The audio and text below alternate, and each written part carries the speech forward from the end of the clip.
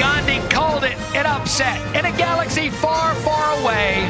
We welcome you to the Nissan pregame drive, where we've jumped light speed to Orlando, Florida, where we're set to explore the outer space of college football in an out-of-this-world matchup in the American Conference between Temple and UCF in the annual space game in a uniform that have been all over social media. And with that, welcome in Louis Riddick, Matt Berry alongside. We've been cleared for launch in a game tonight for UCF and their offense, Gus Malzahn, and their extremely talented quarterback, John Rice Plumlee. Look, Matt, he's one of the best athletes in all of college football. He's the only player in the FBS with 1,000 yards passing and 400 yards rushing. You're going to see that tonight. He's going to be on full display. You're going to see plays like this. He may go up over the top on quarterback design run. You may see him in the RPO game just get out on the perimeter and really take advantage of the defense. And then if he gets hot like he did last week against SMU in the second half, he can beat you from the pocket. He can beat you outside the pocket.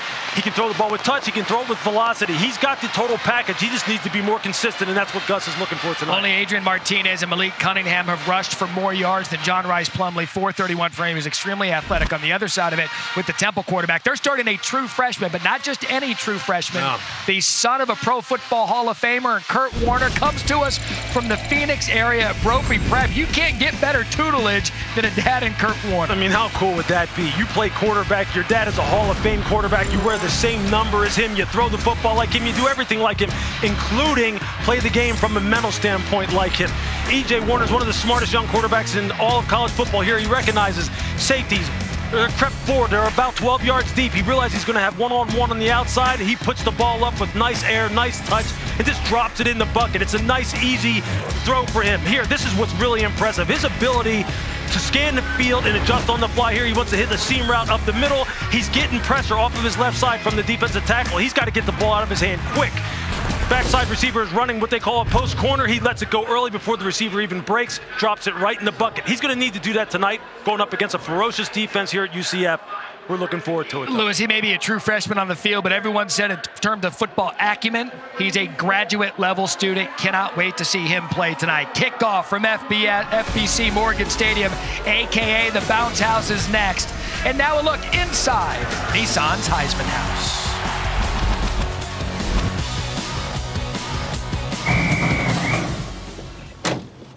I think we're all set.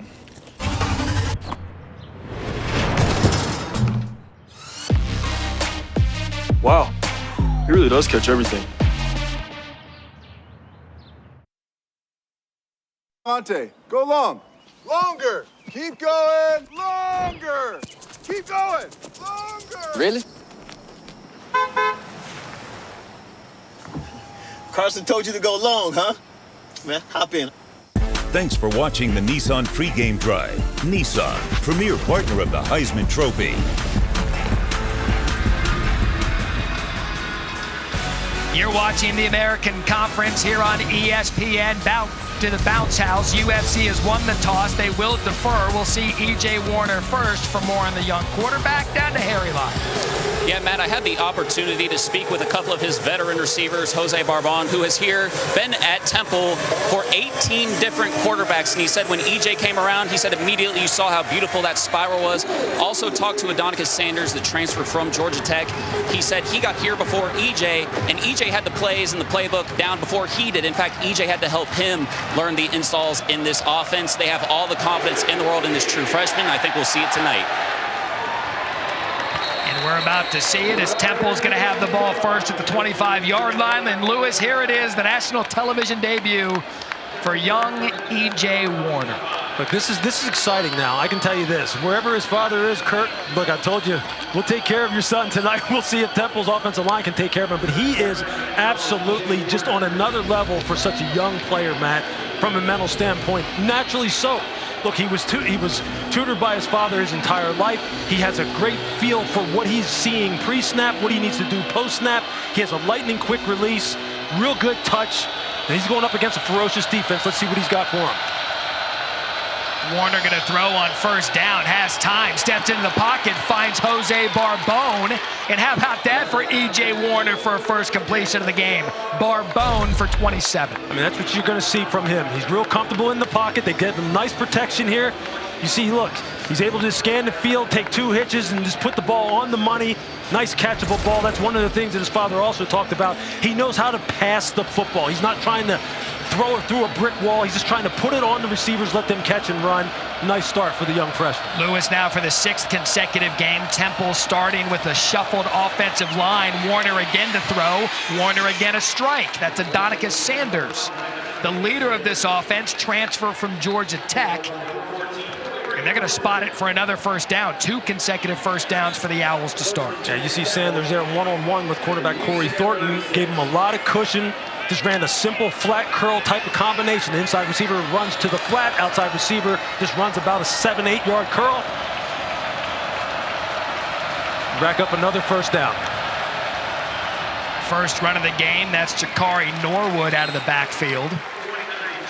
And a gain to 3 brought down by Jason Johnson. When you talk about the Temple offense, Lewis, it's been a battle of attrition for this unit. Kind of some slow starts. They're near the bottom of the league in scoring. You see where they are nationally. This is a good game for them coming off the bye week to get a little bit of confidence. Yeah, absolutely. Look, head coach Stan Drayton said that they need to settle in here on the offensive line. They've had 5 different combinations. They're trying to find a running back who they can lean on.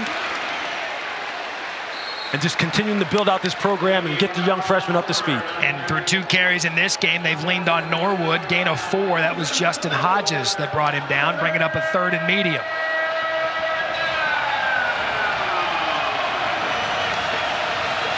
Tempo for Temple. Quick shot outside. Has space. And how about the Temple Owls moving the chain on 3rd down? That's Ahmad Anderson. And a gain of 15. Impressive start, Lewis. See, that's a nice play call on the part of the Temple Owls as far as running the wide receiver screen against a 0 blitz. They recognize the pressure look. You know, that is something that UCF is going to want to do, something that Travis Williams believes in because they have so many good man coverage players. But that's how you beat the blitz. Get the ball out on the perimeter where it's one-on-one, and then your wide receiver has to make a defender miss. Nice play call, nice execution. Warner 3 of 3 early, gonna take a shot to the end zone, overthrows his receiver intended for Adonicus Sanders. Devontae Brown on the coverage. You mentioned we're talking offense, but this UCF defense in the red zone, #1 in the country in red zone efficiency. Only 4 touchdowns in 19 red zone trips this year. Yeah, look, this is what you expect. You expect it to get tough down here because of the fact that everything is condensed. And here you're going to see the first sighting of Quincy Patterson coming in at quarterback. He's a dual threat guy. He's a guy who can run the football and throw it, but provides a whole different dimension to Temple's offense when you get down here. Came in from North Dakota State. You see the big body, 6'2", 235 pounds. Jason Johnson, first man on the tackle after a gain of 5. That's not a surprise to us. We knew this package was going to be in. They want to utilize his ability near the goal line and his ability to run the ball loose. Yeah, this is a guy who has a 7-0 record as a starter before he got injured when he was at North Dakota State. So he is more than capable as far as running and throwing the football. And you will see him used in a lot of different packages to change up the looks that they can give UCF. But now EJ's back in the game. Expect UCF to really get after him here. They have a bunch of guys who can play man-to-man coverage. You see everybody up near the line of scrimmage. Here comes the pressure. 8th play of the drive. EJ misfires there, intended for Barbone. And another good job by the Knights defense, Corey Thornton on the coverage. Yeah, maybe a little bit better throw. He could have put it in a better location. But look, he saw the pressure coming. He has an unblocked player coming right up. The A-gap right down the pike, but he gets the ball out of his hands quickly. Just like you would expect. Just like you would expect, Barbone has to maybe make that catch. It's a little difficult.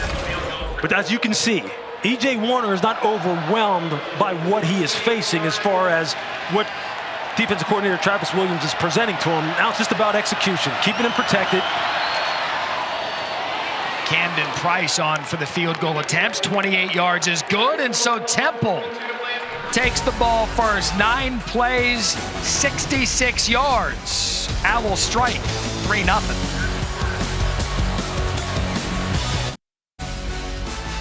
ESPN Thursday Night College Football is brought to you by Cheez-It. Cheesy, crunchy satisfaction.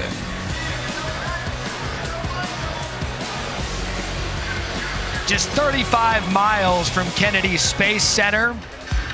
What a great atmosphere. What a great vision we have here from the press box. So cool. And by the way, your captain for Mission 6, America, the space unit resides with Gus Malzahn.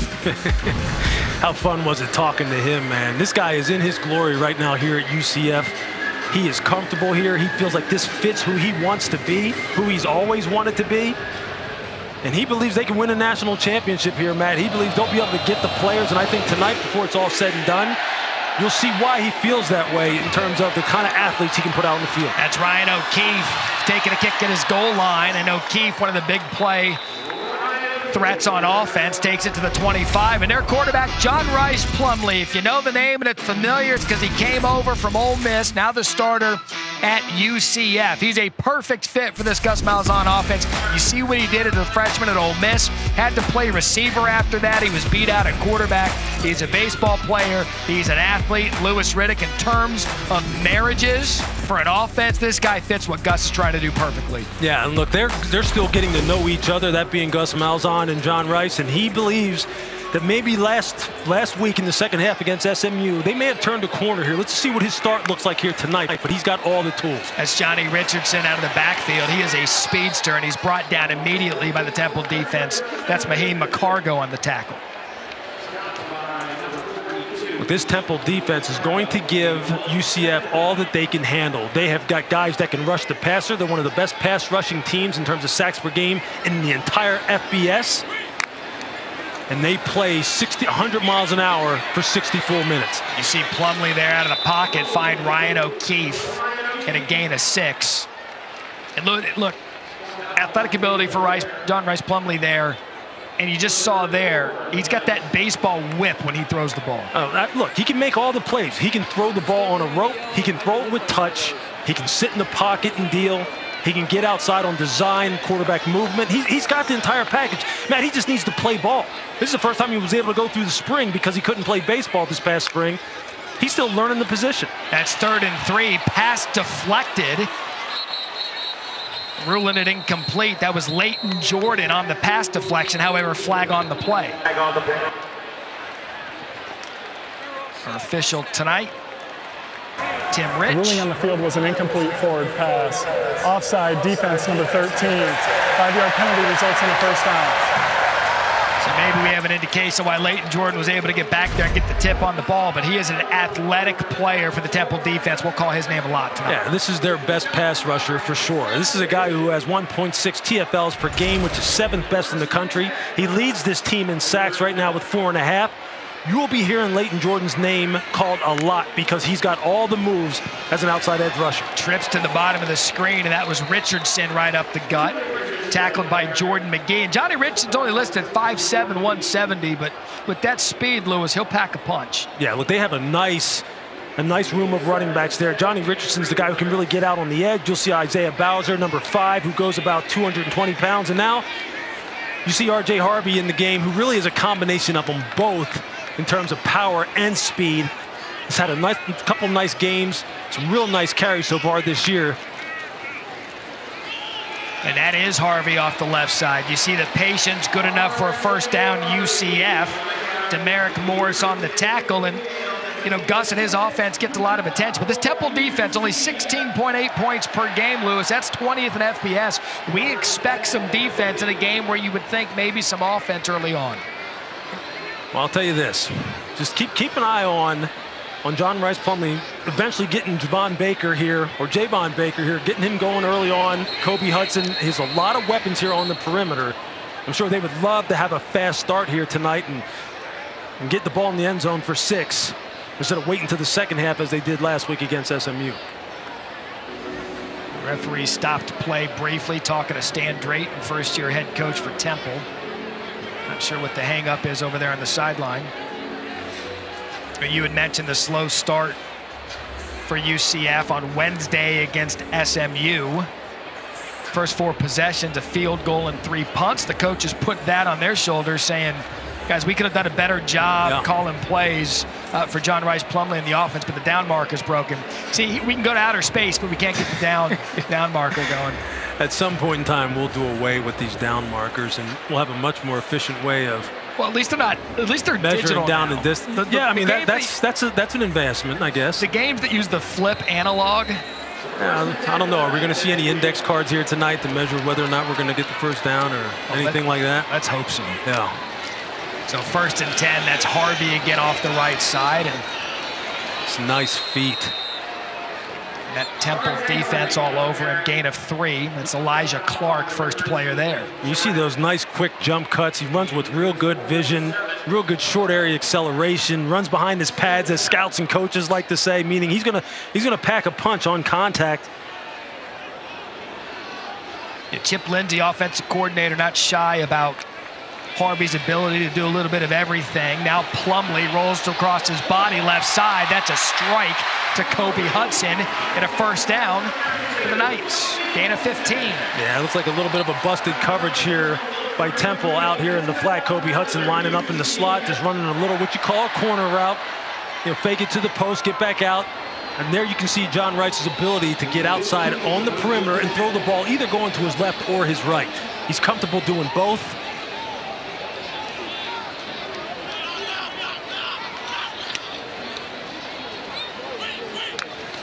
That's O'Keefe in motion to give to. Now they're going to give it to O'Keefe.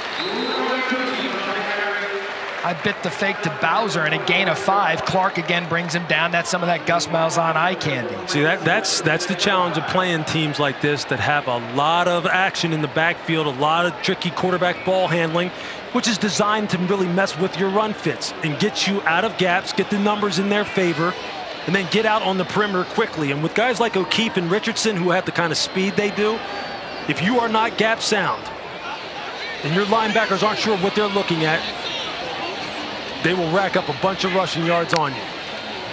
Plumlee to throw, then a designed quarterback run, brings that element to the table. Talked about it in the open. 3rd leading rushing quarterback in FBS at a gain of 12. Yeah, that was a design run all the way. Just dropped back, looked right. Receiver was just streaking down the field, wasn't even looking for the football. Here comes Tempo. That's Bowser. The transfer from Northwestern, 2nd year here at UCF, brought down by Jalen Ware after a gain of 5. Look, Isaiah Bowser is 220 pounds. And he's a guy who right now ranks 7th nationally in rushing TDs. This is his area. This is where they like to get him going. If you can run the football down inside the red area, closer you get to the goal line, even better. The throwing windows are just too tight. So if you can run it, and Bowser can, then your offense will be humming. Empty backfield again, 8 rushing touchdowns for Bowser on the season. Plumlee's going to keep it. John Rice Plumlee. We have liftoff at the bounce house.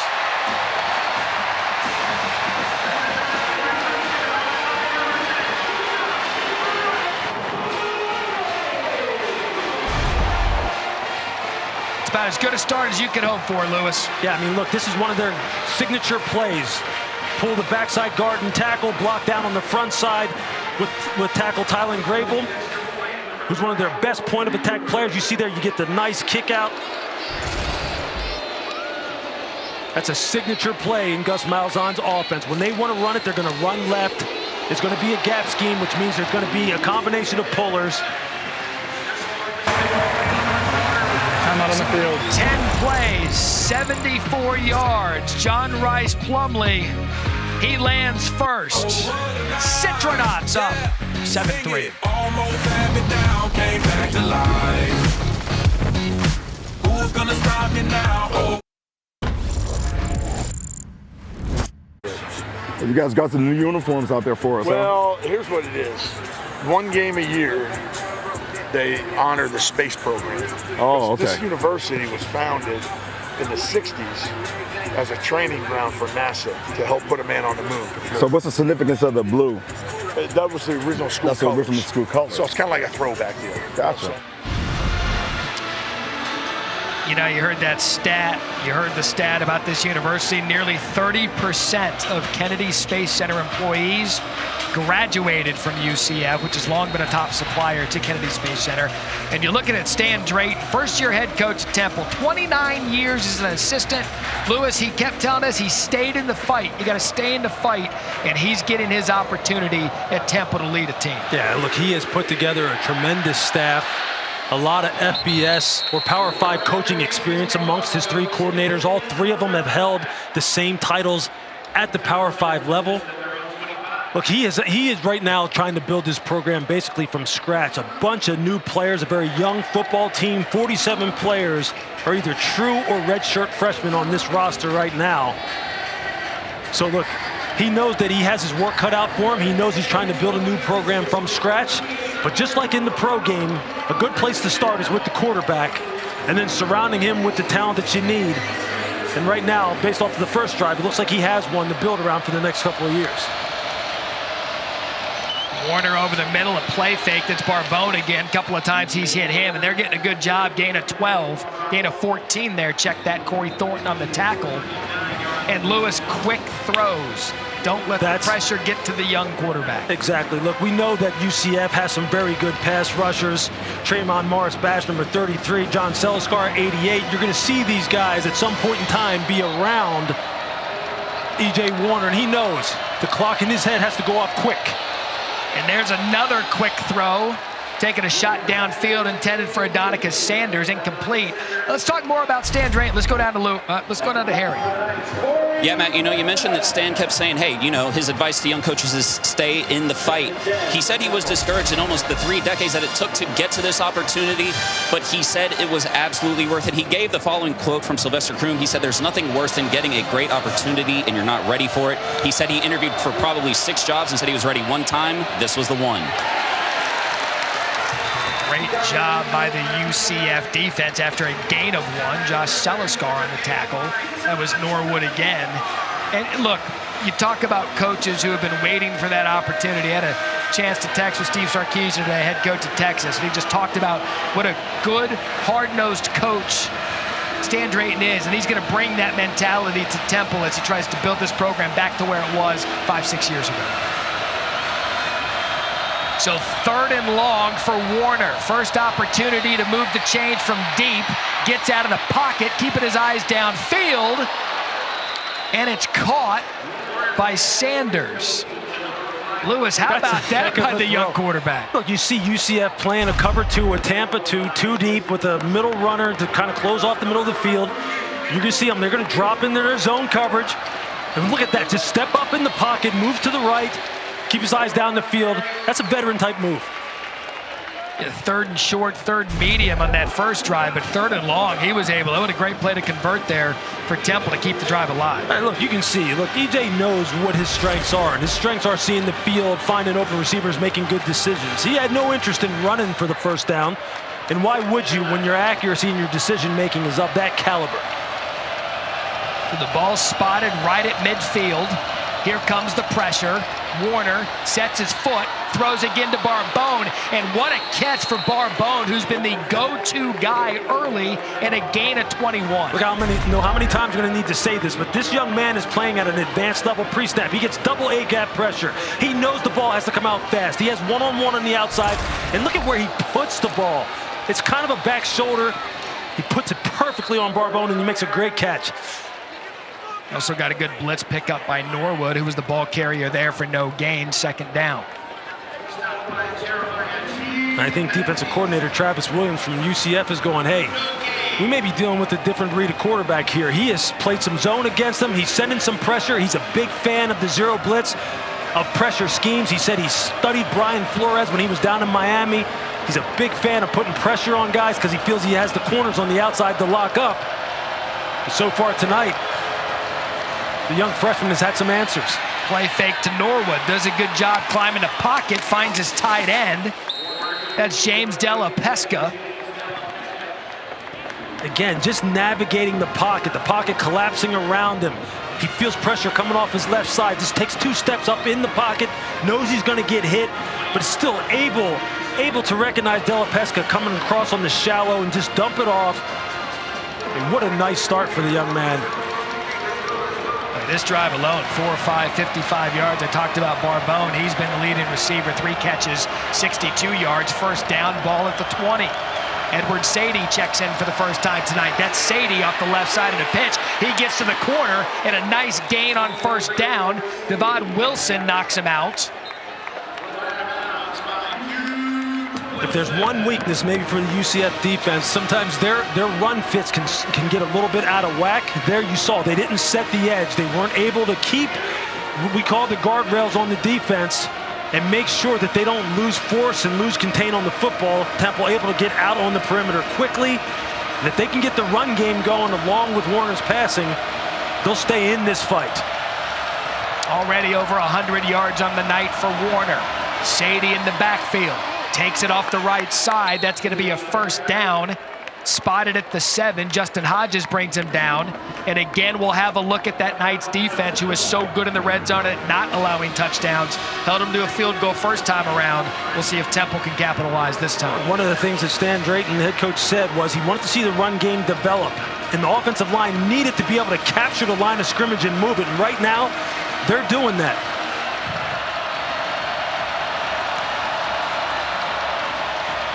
Play out of the backfield. Good design to Barbone, and I see you, E.J. Warner. Touchdown, Temple. David Martin Robinson, the key block. What a great play call. You see the fake motion by Jose Barbone. He comes in like he's going to go across on, and then just comes back out to get the one-on-one block out on the perimeter on Devontae Brown. And then from there, it's just about Barbone reading the block and just making his way. But look at the block here on the perimeter. What a great play call. They have the numbers to their advantage because of that motion. You couldn't ask for a better start if you're Temple. 11 plays, 75 yards.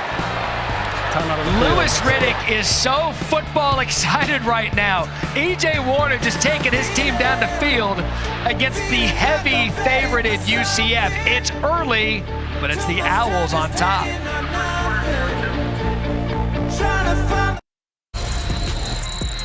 What does going 5 for 6 for 61 yards and a TD look like when you're a freshman on the road? This is what it looks like. Just dealing the football. Nice and quick delivery, quick decision-making. Navigate the pocket. Get outside on the perimeter. Keep your eyes downfield. Don't try and run it. You can beat them throwing it.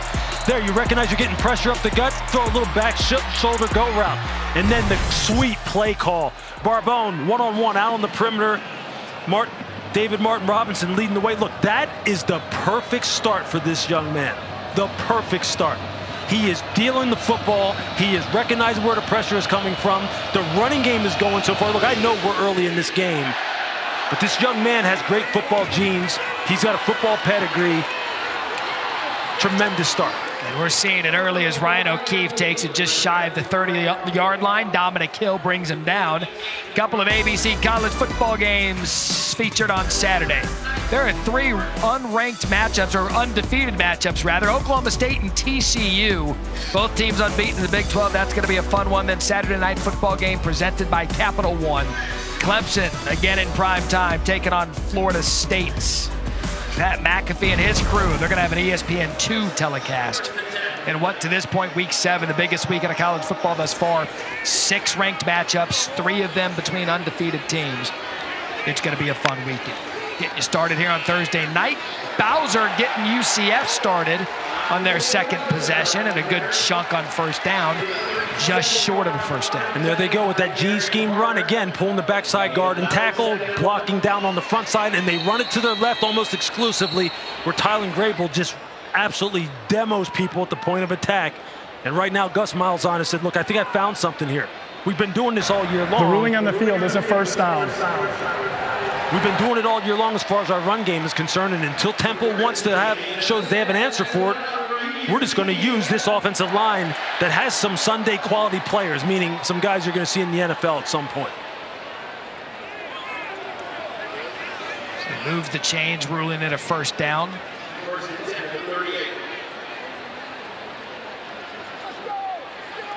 Gus Malzahn of this offense last week against SMU. He wanted to see the second half start the first half tonight. And so far, so good. There goes Harvey. Brought down just shy of a touchdown by Jalen Ware. What hustle by Ware. R.J. Harvey looked like he was going to shoot into football outer space. Here comes the tempo. UCF lining up. The official's going to hold it to let Temple get set and substitute. Bounce house doesn't like it. And now we've got a timeout. And Gus Malzahn is running hot. First charge time out of the half, UCF. 30 seconds. Look, we said in the open that R.J. Harvey was really a combination of Richardson and Bowser in terms of his power. He has good feet, and he's got top-end speed. And you're right, Gus is hot, man. He wanted to go ahead and punch that in. But just watch this jump cut. It's this big, and I'm up north and south, and I am out the gate.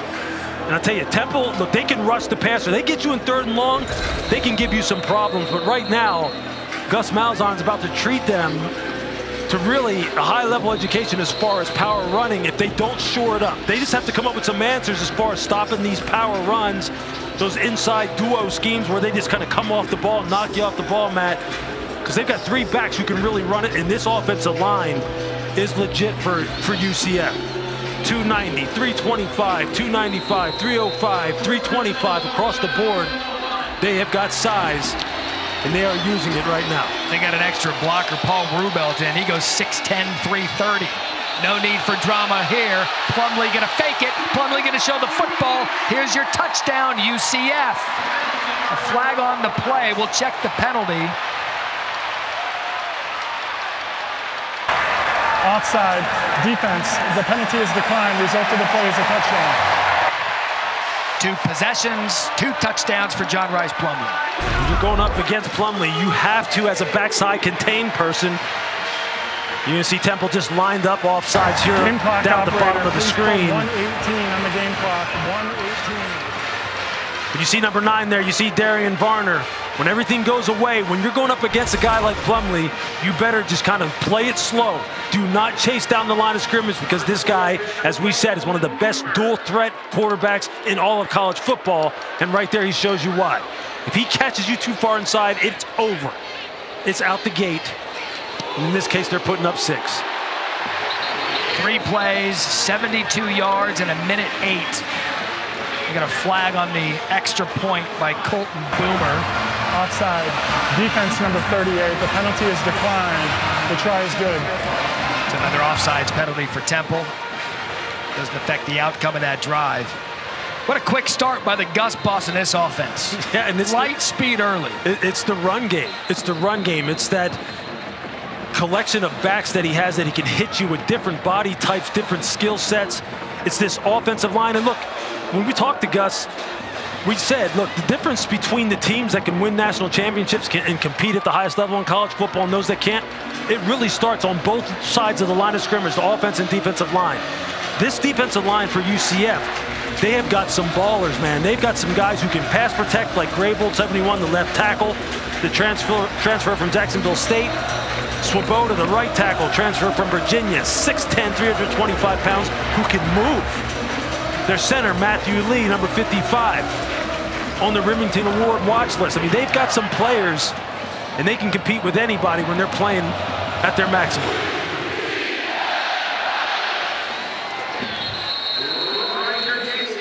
Kick out of the end zone. Here comes E.J. Warner and the Temple offense at the 25. The AAC is on ESPN+. Some of the featured events, men's and women's cross-country championships. Friday morning, October 28th, coverage begins 10 a.m. Eastern. With college basketball season just a few weeks away, there's 120 men's games and 160 women's games to look forward to. If you're an AAC fan, you got to have it. Sign up at ESPNplus.com or downloading the ESPN app. Well, let's see what OC Danny Langsdorff has in store for UCF this drive. His play calling has been perfect so far. E.J. Warner's execution has been right on the money. Out of the pocket is Warner. Pass is caught. That's going to be for nothing. And who made the tackle? Number 11, Jeremiah Jean-Baptiste. Folks, if you want to see me get excited about a player, just keep your eye on number 11 for UCF, Jean-Baptiste, one of the captains on this football team at linebacker. He is an absolute one-man wrecking crew. At some point tonight, you'll see what I'm talking about, trust me. It's Edward Sadie on the pitch left. Ran this play a couple of times. UCF wise to it at this point. After a gain of 2. Anthony Montalvo, he's been here for a while. Here's how long Montalvo's been here. This is the 6th edition of the Space Game. Started in 2017. Montalvo's been here for every single one. And look, Travis Williams, the defensive coordinator, said this former walk-on man is playing some of the best of anybody on the defensive side. He's a guy who's earned everything he's gotten, and you see all there, work down the line of scrimmage, make the play out on the perimeter. Pressure for UCF. Warner gets it out on time. Adonicus Sanders is going to be held short. I'll tell you what, Sanders was almost out the gate. They almost had the perfect play call on again, but who was able to erase it? Jeremiah Jean-Baptiste. I think we're going to create something henceforth. We're going to have a Lewis list from here on out of the players that he loves, because there's a lot of them. And early on, it's been John Rice Plumlee, it's been UCF, and it's been young E.J. Warner. Have we landed on the moon?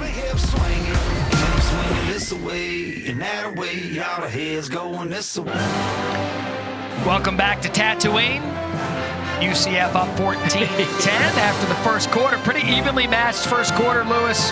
Fans coming out for the Space Game dressed in their best. Lord Vader's shuttle has arrived. Look, I love Star Wars, man. I can't get enough of that. You know, I know all the lines, all the movies, and I'll tell you what, these right here look like some Star Wars type numbers so far, especially when you're looking at UCF's ability to run the football, 121 yards in the first quarter, and young E.J. Warner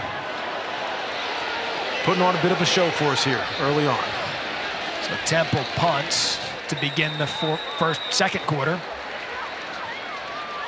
Ball just shy of the 30-yard line, but UCF has made it crystal clear, Lewis, what they want to do. They are going to run the ball tonight. There's no need for them to do anything else right now because Temple's defense has put up very little resistance. The power and the strength of the UCF offensive line has just been overwhelming, and they have to figure out a way to attack downhill and be able to plug up some of these gaps, because otherwise it's going to be a long night. There's nothing more demoralizing, Matt, than to get the ball run on you like that. Nothing in football. It's the speedster Richardson in the backfield. He's going to take it right off the right side. And look at Temple's defense swarm. Leighton Jordan, first man there. Loss of 5. And that's the kind of play, those TFLs, those are the kind of plays you have to produce. And Leighton Jordan's one of the best in the country. I said he was 7th best in TFLs per game. They're going to have to get penetration. They're going to have to move the line, play in the backfield, reset the line of scrimmage, and stop these running backs for UCF before they get started. Because right now, R.J. Harvey is having like a career night. That 60-yard run on the prior drive, the longest of his career, led to the John Rice Plumlee touchdown. Play clock at 5. Down to 3. UCF's going to have to burn a timeout. Second charge time out of the half, UCF. Full timeout. So while Gus and the offense talk it over, start of the second quarter, we're going to step aside.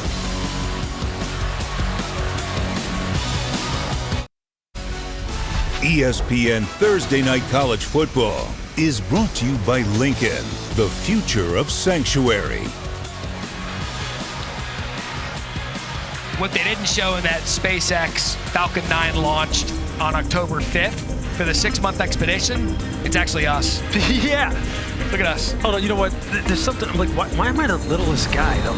I would press so many wrong Why am I buttons. the littlest guy? I'd be the guy that end up in the hatch you see in a movie where there's no oxygen lock. Plumlee downfield. What a good throw. On the run, throwing across his body. That was Kobe Hudson, who they've been waiting to emerge. Early on, he's done so tonight at a gain of 17. You see, it's a nice route concept. It's a 3-level flood. You got a short, intermediate, and deep. You kind of layer it on the outside. Kobe Hudson ran a nice route. John Rice Plumlee just put it on him. Trying to put it on him again. They're going to call that good coverage there by Elijah Clark on Hudson. Yeah, I think the crowd was moaning a little bit, thinking there may have been a PI. That's just good tight coverage down the field. Look, these Temple defensive backs, Jalen McMurray, Elijah Clark, the corners, they're going to be up against it tonight because these UCF wide receivers, they all complement each other very well. They got size, they got some speed, good hands, good run after the catch. Nice little matchup. Clark comes off the field injured. Dominic Hill in his place. First incomplete pass tonight for John Rice Plumlee. Confusion on the snap. Lucky to recover, and Temple's defense led by Varner, and another loss for the Knights on this possession. Yeah, see, these are the kind of things that will just drive Gus Malzahn crazy. See, John Rice looking over to the sideline by changing the play, and center Matthew Lee just snaps the football. So Lewis, that brings up a 3rd and 19. This is where Temple wants to live. This is where every defense wants to live, in 3rd and 19, but you can't do that. That was Leighton Jordan again. Offside. Defense number 13 causing an offensive reaction. 5-yard penalty. Still 3rd down. So now from a 3rd and 18 to a 3rd and 13, that'll drive DJ Elliott, defensive coordinator, nuts. You see, when you're staring at the quarterback, looking at him clap his hands, and then you're trying to anticipate the snap count so you can get a jump. Just looking at the football, go on the movement of the football. Now they pulled one of their best pass rushers after the penalty. Temple showing pressure. 3rd and 13. Bowser there to pick it up. Does a nice job. One player gets through. Plumlee out of the pocket. That was ill-advised and falls incomplete. So there's a stop by the Temple defense. After the muffed snap, moved them back, and then the penalty. Temple does a good job getting that offense off. Hey, look, they sent a nice little game up front. You see the 2 linebackers running a little bit of a cross stunt coming off the backside. Then you see they try and get John Rice Plumlee pulled up out on the perimeter. They don't want him to be able to turn into a running threat out on the perimeter. Tight coverage down the field. Whenever the quarterback breaks the pocket, plaster on your guy if you're playing zone, and if you're man, don't look at the quarterback, cover your person. Ahmad Anderson deep to receive the Mitch McCarthy punt. He's going to fair catch it at the 21-yard line. After a punt to 40 yards. I'm not on the field. All right, so we are calling. There we are. I will not press any buttons. I look really happy, don't I? You do. I mean, for the little guy. That's not realistic. You're pleasant.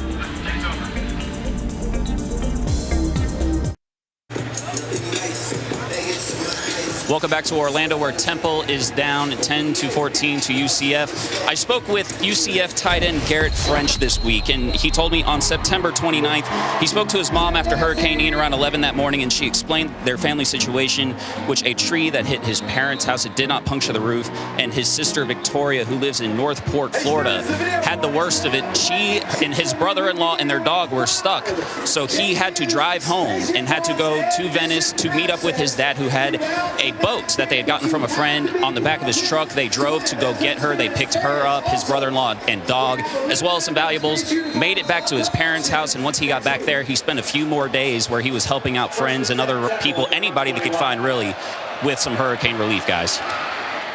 Harry, thank you. Certainly that Hurricane Ian impacting the entire state of Florida, not just that West Coast side of it, as you see Quincy Patterson back in for Temple to start this drive. Yeah, see, brings a little bit of the quarterback design run game, a little more of the RPO game because of his size, because he's 6'3", 235 pounds. Snap hits the turf. Patterson just does a good job to get it and then gets positive yardage out of it. Lewis, that went from disaster to positive in about 3 seconds. Yeah, I understand what Temple's trying to do as far as present UCF with something different here, but with the way E.J. Warner is playing, you see the ball just dribbles back to him. That's on the center. You just want to keep E.J. in the groove, though, and just keep him seeing the field the way he is, getting more reps with these receivers, because they're doing their part. The offensive line's doing its part. Now 3rd and 4, movement, flag on the play. Could be a free play for E.J., and he overthrows his intended receiver. That's DeJuan Mathis. number 33. 5-yard penalty results in a first down. So Tremont Morris Brash is going to give Timeout for an Temple the injured first player. down. We have an injured player on the field. To see early movement. Yeah, you see Morris Brash again, is trying to get a jump.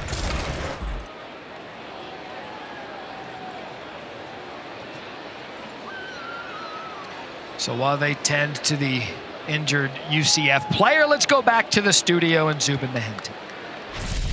Matt in Morgantown. Check this out. Blake Shapen in stride. Gavin Holmes and the Bears extending their lead on the ears. We'll see you on the Twisted Tea halftime report. Matt? Zubin, thank you. A big one in the Big 12 for a couple of reasons. Baylor not out of it, as you see Lee Hunter, the injured Knight, able to walk off under his own power. Lee Hunter's an interesting story, Matt. Transfer from Auburn, 6'4", 320 pounds. Well, defensive coordinator Travis Williams said that this guy is a load. You just can't block him. He's got so much power and ability to just wreck everything inside out as a defensive tackle. They're excited about him. Let's hope he can return to this game. An Auburn flavor with some of the transfers here. Another bad snap, another flag.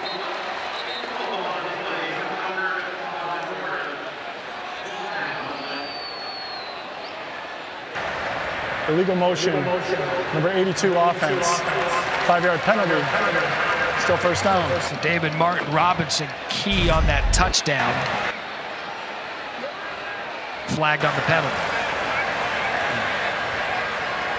Correction, the penalty is declined at second down. Yeah, they think they declined that with the bad snap. It wasn't a dead ball foul.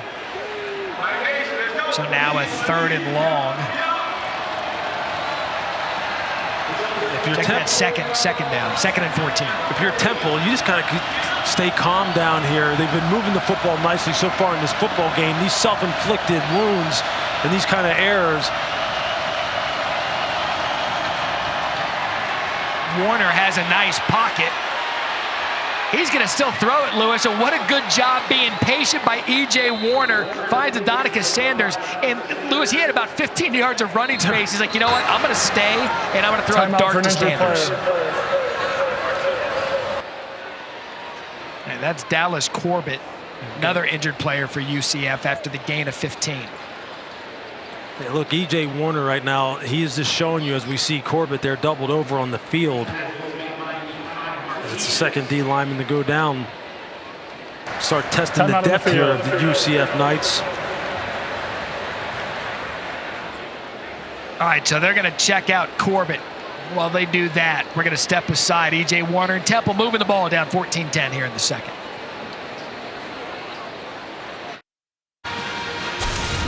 Lewis, 2nd and 14 for Temple. I think we can cross off dual threat off E.J. Warner's superlatives. Look, he's smart. He knows what his limitations are, and he knows what he's great at. And he doesn't want to take these chances and take hits. You're right, but you know what?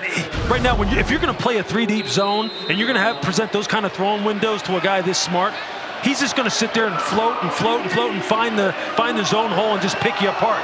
If you're defensive coordinator Travis Williams, you got to play more man against this young man. And then tell your defensive line to get after the passer. Can't run the ball with Wood. That was our first Lewis List nominee, Jeremiah Jean-Baptiste. I'm telling you, he's like a rocket ship. We're down here at Space U, right? This is where we are. Look, Jean-Baptiste will fire, man, and he is fast, and he will hit and bring his pads. I'm just telling you, that's just one of many here tonight. A fantastic prospect, the captain. Kind of a late bloomer, wasn't even a regular starter last year before the current staff got here. I asked Travis Williams why. He said, I don't know, because he can learn and he can run and he can hit.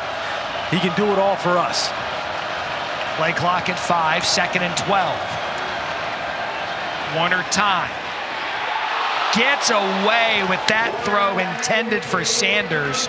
Corey Thornton there had his gloves on it, couldn't come down with it, bring it up a 3rd and 12. You see what EJ's trying to do? He's trying to hit that hole shot against cover 2 in between the corner and the safety.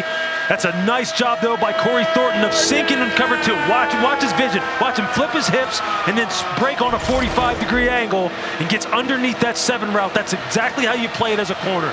Play it top down, deep to short. Take away the 7 route, break on the flat route. EJ thought he could fit it in there. Not this time, says Corey Thornton. Warner had thrown 7 straight completions. 3rd and long. Quick throw to the outside. That's Sanders trying to get the first down. Flag on the play. It's going to be a face mask. Owls are going to move the chains. That's another quick throw to success again on Thornton. He knows what he's getting coverage-wise. He's able to decipher it quickly. When it's one-on-one, personal foul, face mask, defense number 14, 15-yard penalty added to the end of the play, 1st down. When he's got one-on-one man coverage, the ball's coming out fast, and he's just giving it to his receivers and saying, look, you make a play. Here he knows he's got one-on-one on the outside, and he's just telling Adonicus Sanders, hey, look, there's a reason why you got the single digit. You're one of our ballers. You're one of our tough guys. You're one of our standard setters. And right now, his receivers are delivering for him, man. They are delivering for him in these one-on-one situations against a group of very good DBs. There's that toss to Sadie again to the left side. You heard Lewis mention the single digits. 6 players get the single digits. It's one of the highest honors you can get at Temple. It signifies that Temple tough, coined by the late, great John Chaney, the historic basketball coach. If you get a single digit, it means you are Temple tough. 2 players on the offensive line have them, and Isaac Moore and Adam Klein, because of rules, they can't wear them. But Stan Drayton wants to bring that toughness to Temple. So 2nd and 6. Warner under center. Quick throw to DeJuan Mathis. He's a converted quarterback. Mathis just throws it out of bounds. Smart decision. Smart decision. Don't take any chances. Don't make any dumb mistakes down in here. UCF defense will make you pay. Just wanted to get the double pass. Mathis, the former quarterback, the transfer from Georgia, that they've moved to wide receiver now that Warner has taken over. You see UCF DBs playing with great discipline.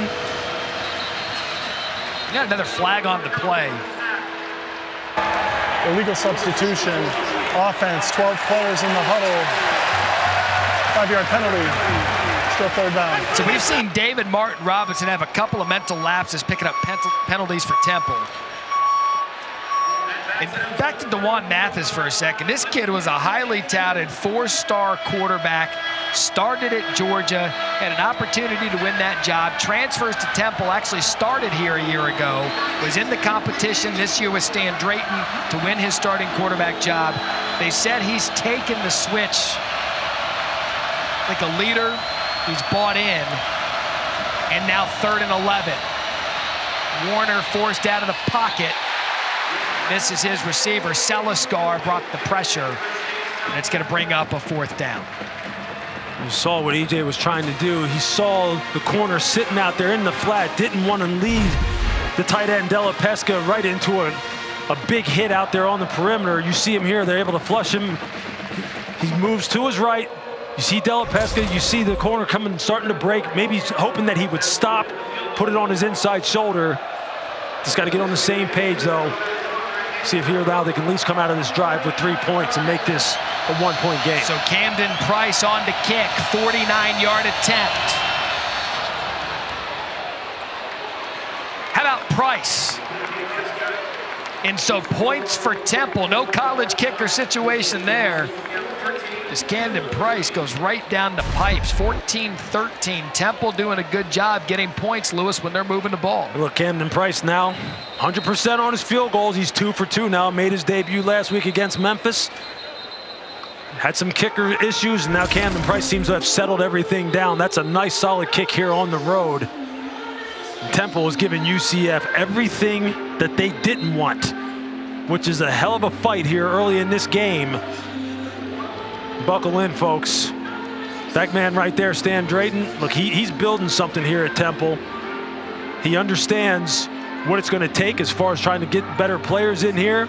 Continue to build out this football team, guys who will buy into his way of doing things. But again, like I said, he's got the quarterback. Let's continue to build out the big men, get some more weapons, get some more running backs. Nice start here for the Temple Owls. They're coming off a bye week, and teams get better. Gus Malzahn told us, like, look, last year and my first year, coming out of the bye week, we got better.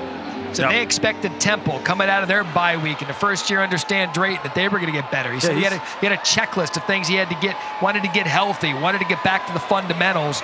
And right now, Temple playing their most complete football. Yeah, he said he expected them to get their best shot, their very best shot.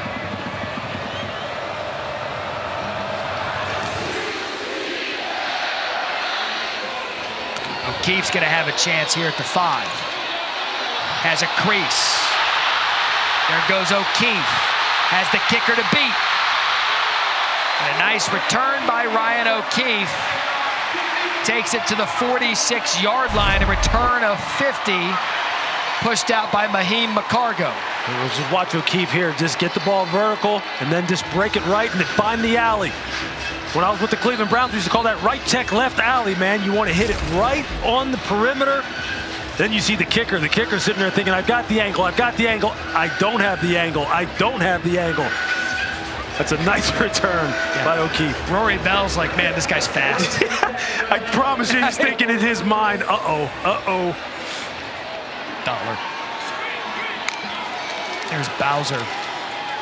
Plumlee, the fake. They put it up there, and Bowser, he makes the read for Plumlee, picks up a nice gain of 7, continues to run the ball. Does John Rice Plumlee, we talked about it at the outset of the broadcast, 4 carries, 30 yards for Plumlee tonight. And Plumlee is very good at those zone reads. They don't block the end man on the line of scrimmage. If he takes the running back, he just pulls it and gets out on the edge. They play it soft and try and take away the quarterback, he's going to hand it off. Bowser, he's their north-south guy. Can't get anything there out of McGee. First guy there on the tackle. And Jordan McGee, another one of those single-digit jersey wearers. He's the leader in the middle of this defense. Very, very active. Great body type. 6'3", 225 pounds. Second leading tackler on the team. Temple defense seems to have settled in a little bit. Let's see if they have answers for this UCF run game that has given them problems so far. Empty backfield. Richardson now comes in motion. They like to give him the jet sweep, and this is why, because Richardson can fly. First down, Citronauts. Gain of 20. Against this football team that can attack you on the perimeter on the C and D gaps, out on the edge, you better play your responsibility. If you've got force and contain, play force and contain. If you've got primary fill inside, play primary fill. If you got the quarterback at the this team will test your fundamentals, and if not,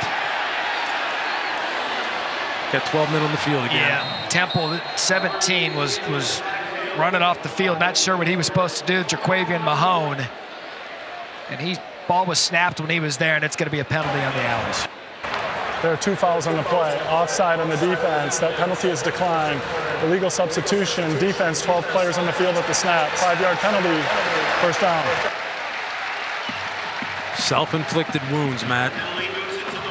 When you're playing against a talented team like UCF, you just cannot give them unearned yardage. You can see Stan Drayton is not happy. I mean, you just can't have substitution errors. You got to know who's going in, who's coming out. Stop jumping off sides. Just play ball. You're in the game. 2 trips to the red zone, 2 touchdowns for UCF. Low throw, no problem for Javon Baker. And it's going to be goal to go for UCF after a gain of 8. You see left tackle, big Tylen Grable out there leading the way. You see the athleticism here. You see Baker limping, coming off the field. Transfer from Alabama, have some Iron Bowl flavor with the receivers. Baker, an Alabama transfer. Hudson, an Auburn transfer. Now 1st and goal. Throwback. Big fella. Take off. That was Tylen Grable. How about that? Jaquavian Mahone knocks him out of bounds. And we were so close, Lewis, to getting a thick 6. And you see Tylen Grable. Look at this guy. Look, this is a guy who, look, He's one of the best athletes on the team. Oh, stretch the ball out, big fella. Oh, that's it, though. Don't fumble it out of the end zone, though. Be a skill player. It just shows you here within the Wildcat now with Isaiah Bowser in the backfield. Bowser, he just trots his way into the end zone. He ought to give that ball to Tylen Grable. 3 possessions in the red area, 3 touchdowns for UCF. They extend their lead now an extra point away from 21-13. That's now 9 rushing touchdowns for Isaiah Bowser, who came into this game ranked 7th nationally in rushing TDs. And this is his specialty. We already talked about it. Just a big body, good vision, nice little cut right there. In for 6.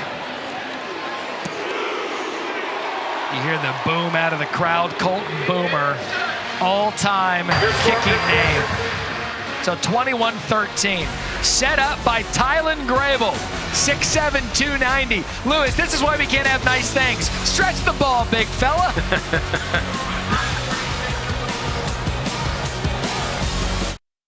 Subin Mahenti in our college football studio. This just happened moments ago. Matt, Lou, I know you guys got a chance to see West Virginia in week 1. This, after the Ears tie it up, coming back from 10 down, Blake Shapen, Craig Williams, 39 yards to the house. The Bears back in front. We'll see you soon. Okay, Zubin. We saw West Virginia a couple times this season. Saw them in the opener, in the classic backyard brawl. Had them against Virginia Tech as we welcome you back here to the bounce house. 21-13, UCF on top. Corey Cosquet Palmer deep to receive the kick, although all of the work from the kicker has gone into the end zone until now. So Cosquet Palmer going to have an opportunity. The hole shuts quickly just past the 26-yard line. Sunday NFL Countdown has you covered for Week 6, 10 a.m. Eastern, 7 a.m. Pacific. Now Countdown crew get you set. You got the Broncos and Chargers on Monday night, 6 Eastern, 3 Pacific, both on ESPN and the ESPN app. Man, think about this now. Tylen Grable, the offensive tackle who caught that little tackle screen for the almost touchdown. This man goes 6'7", 290 pounds. He was a high school quarterback. That human played quarterback? Who threw for 5,000 yards in high school. I need tape. I mean, how about that? I need tape. How about that story? My guess is just put on weights. And now, quarterback. He's got a bright future ahead of him. So Edward Sadie in the back for that defense is they are showing the box right now. Everyone up. Hold off on pressure just a touch. Warner hit as he throws, and they're going to throw a flag on the play intended for Ahmad Anderson. That was Justin Hodges on the coverage.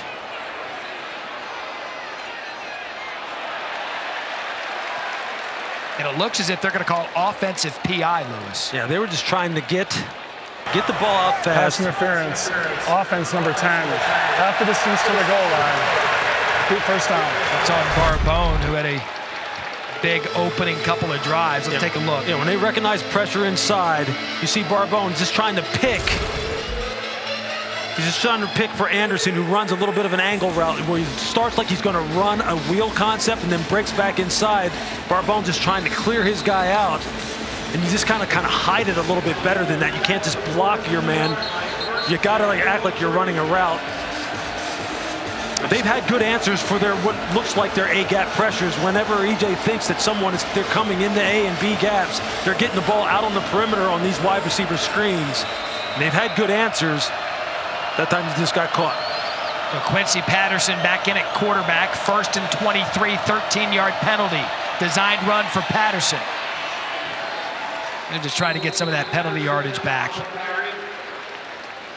Wasn't much of it. Gain of 4. And Lewis, in this situation, you got to set Stan Drayton 1st and 23. Don't put your young quarterback in a position where he wants to get all the yardage back. Bring in the running quarterback, maybe try to get some of it and leave EJ in a third manageable situation. Yeah, I mean, again, he presents a little bit more of a dual threat capability. He can still throw the football. Every time he's in there, they can't run it every time. They're going to have to throw it some with him. That's Sadie off the left side. A gain of 5. That's Walter Yates on the tackle. Warner coming back in the game. They got about a 3rd and 12, 3rd and 13. They've done a good job converting on 3rd downs tonight with the intermediate pass, letting the receiver get the rest of the yardage. Curious the call here now. Look, he's had all the answers against zone coverage. He's been able to find the soft spots. Receivers have broken tackles. Play clock down at 5. UCF backs off their pressure. Warner out of the backfield, slips it to the running back. And UCF there to bring down Sadie. Jean-Baptiste on the tackle after a gain of 6. That play looked like it may have had a potential to get going north and south and maybe produce a big explosive. Jean-Baptiste did a nice job in the open field, avoiding blocks and then making a solid open field tackle. Just watch him over here. You see him, he's showing blitz, he drops out into the hook curl area, and then just watch him avoid the offensive lineman coming out to block him and make a solid tackle. And he's just a naturally instinctive playmaker in space. He can rush the passer. He can feel against the run. Got the entire skill set as a linebacker. Kenzie Morgan, Ray Guy Award watch list, kicks it deep. Xavier Townsend bangs the fair catch at the 25-yard line as we check back with Zubin. Matt, thanks. Coming up on the Twisted Tea halftime, we'll look ahead to the biggest Big 12 game of the season to date. We'll look ahead to the biggest game in the Big 10 East to date, and why things are looking up for interim coaches around the country, including that one in Tempe, Arizona. What do you say? Yeah, Zubin, Sean Iguana, what a great win for the Arizona State Sun Devils last weekend against Washington. In fact, all 4 interim coaches last Saturday got wins. They were 4-0, Colorado on a bye. So now 1 interim coach lost the prior week. Let's see what UCF does here. 3:26 left in the half, and they've only got the 1 timeout left in a gain of 3 by R.J. Harvey. That's a nice job by Jordan McGee of making that tackle. He gets up limping a little bit. They can't afford to lose him. He is the heart and soul in the middle of this defense. But a nice run read, nice build downhill. But the linebackers have to make plays against this run game. They have to get these running backs stopped before they get started and get to the second level. 2 tight ends in. Plumlee fakes, has a guy wide open over the middle. That's Harvey. And a big shot from Plumlee to Harvey. Gain of 30. You see Harvey just released right outside the tackle box, I believe, and comes straight down the field. No one picked him up. Quick shot to O'Keefe. Gus Malzahn now going heavy tempo. And Harvey went out of the game. Looked like he was holding his side, holding his ribs or his shoulder. Cannot afford to lose him. We saw Baker banged up early. 2nd and 4. He told Baker went to the locker room. Plumlee the fake.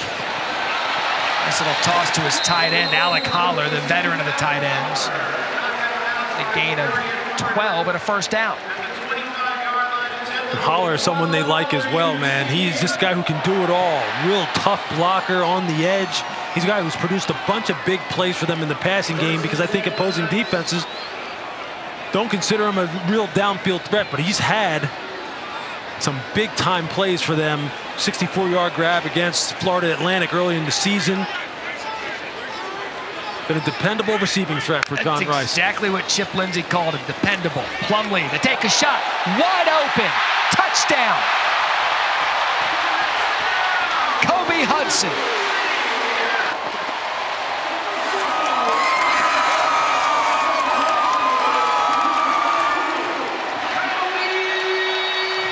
Quick strike out of UCF. Isaiah Bowser, great job picking up the blitz, and Plumlee a wide open Kobe Hudson for 25 Just yards. watch Kobe Hudson here. He makes it look like he's going to block, and then you're just going to see him release upfield. They think that you're going to run a wide receiver screen, and then he just releases and runs a wheel route.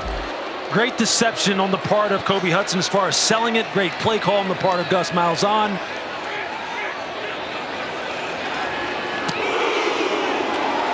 Colton Boomer.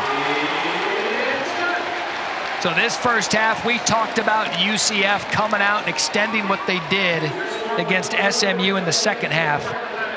5 possessions tonight, 4 touchdowns, only 1 punt. Yeah, the running game is really what is opening up everything for them. And right now, you see Plumlee fake the wide receiver screen. And then you see Hudson to sneak up the field on the wheel route. No one goes with him because they thought the wide receiver screen was coming. They've got it all working right now here for UCF. The run game so far already in the first half. 138 yards rushing, 123 passing yards, just over 250 total yards. 3 for 3 in the red zone. They've got it all working, man. Temple's got to come up with some answers. And they got to start with the run game in particular. They've got to slow that down. Otherwise, it's going to be more of the same. Some would call the offense out of this world. Oh, you're going to go there, huh? I've got a few more left. I know you do. I know you do. I've got some saved for you for the second half. Davon Fox on the return. A couple of college football games. ABC featuring on Saturday. Oklahoma State takes on number 13, TCU. Both of them unbeaten in the Big 12. I'm here to tell you, towards the back half of the season, watch how entertaining the Big 12 gets. Then Saturday night, Clemson in Tallahassee taking on Florida State. DJU and that offense seems to have found their rhythm. And Spencer Sanders, he seems like he's been at Oklahoma State for a decade, but he has been the difference from Mike Gundy, who's been at Oklahoma State for 18 years. He is playing within himself. Spencer Sanders has been impressive.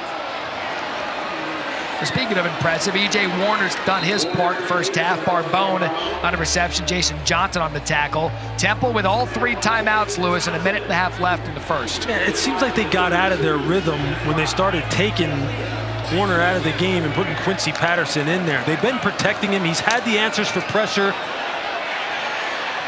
Receivers have been getting open, especially in the one-on-one situations. Just let the young man deal. It was intended for Anderson. Hodges on the coverage. I mean, he's how they're going to stay in this football game. They've been balanced so far. The run game has clicked a little bit for them when they've been able to call him up and get in favorable down and distances where they can. This is where he's going to have to be special. Yeah, Lewis, with the rhythm that UCF's in right now, you cannot go 3 and out on this possession. Out of the backfield. He made the right read. He sure did. And Jakari Norwood did not look back. And that is a quick punt for Temple. UCF's going to get the ball back with 1:08 left and 1 timeout. Yeah, you can see EJ's body language. You see Norwood just sitting here, sitting outside shade of the tackle, right behind offensive tackle, running the wheel route. He has the answer for it. He knows exactly where he needs to go with the football. You just got to be on the same page. You just got to get your head back and look. You can't be looking at the defender. So those are the kind of things that'll come with more playing time. They'll get on the same page. Quite honestly, I mean, look, some of these guys on Temple's football team are going to have to meet EJ on his intellectual level from a football standpoint so they can continue to move this football up and down the field. Their offensive coordinator, Danny Langsdorff, told us, he's like, look, I'm not worried about overloading the freshmen. Everyone needs to come to where he is, and the acumen of the game. And I think you kind of saw a good example of it there, but only 28 seconds came off the game clock. Yeah, you do not want to give Plumlee another crack at it here, especially, again, with the way this running game is going. That's the thing that is driving the bus here for Gus Malzahn. And an empty backfield to start. Ball spotted at the 34. Bowser comes back in. Bowser takes the carry off the right side. We talked about that run game brought down by Varner. UCF not going to use that timeout. They're going to use their tempo. 2nd and 1. Plumlee to throw. Quick out to the right side to O'Keefe. That's going to move the chains and stop the clock. Leighton Jordan forced him out. So right now they've got it all working. The inside run game, whether it be the gap schemes with the pullers, the perimeter run game, the jet sweep type of actions, the quick game and the passing game, they got Temple on their heels. Plumlee forced to run. He's got a man wide open. He overthrows him intended.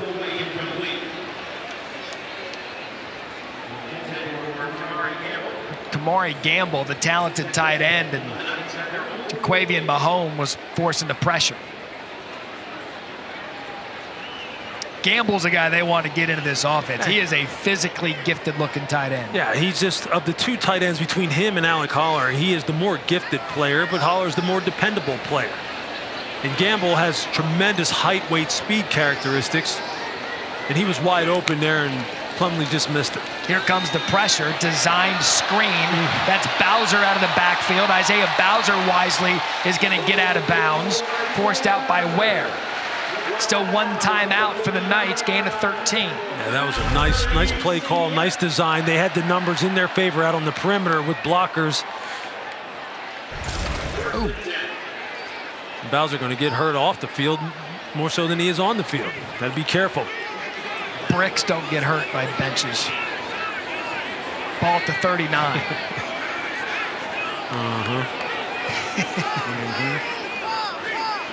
Built like Fred Flintstone. Again, Plumlee, a nice job up in the pocket. That's 47, Stephen Martin.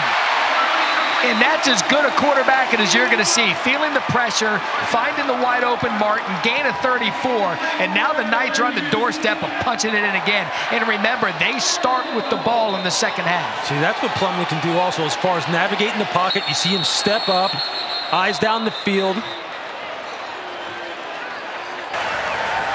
First time out of the half, Temple. State Drain's going to use his timeout to kind of slow down this tempo. Because, Lewis, I said it. This is a big turn of events here because UCF starts the third quarter with the ball. They could put this thing away early. Yeah, this is a major coverage bust here because Stephen Martin's just coming down the field. There's no one within 10 yards of him. And Plumlee, you see him just look left and move up in the pocket. You see how fundamentally sound that is right there? Keeping the ball up, active feet. Feet are kind of quiet though. He's not panicking or anything. Look, it's easy to throw when no one's around your receiver within like 10 yards. But again, the fundamentals of the game for John Rhys Plumlee are continuing to come along the more reps he takes. This really a continuation. I mean, you look last week against SMU, they had to play that game on Wednesday night. It was moved because of Hurricane Ian. In fact, they've played on 4 different nights this year. Game clock operator, please put the game clock to 16 seconds. 1-6. Thank you. Saying UCF played on a Wednesday, a Thursday, a Friday, and a Saturday.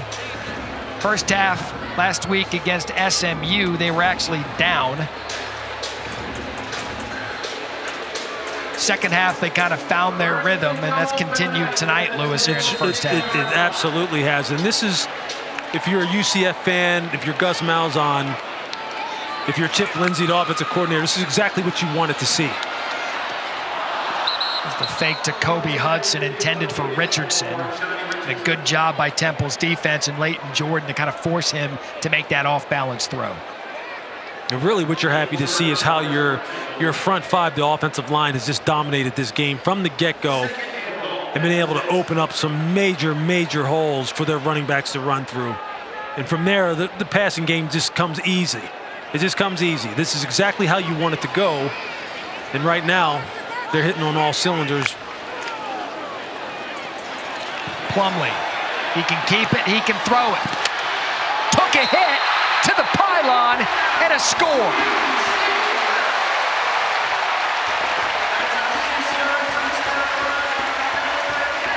Third touchdown of the night for John Rhys Plumlee. And this offense is just a well-oiled space shuttle at this point.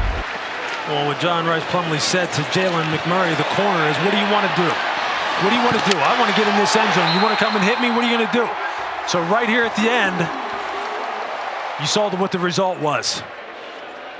Do you want to come and try and keep me out of here or not? It's just one-on-one.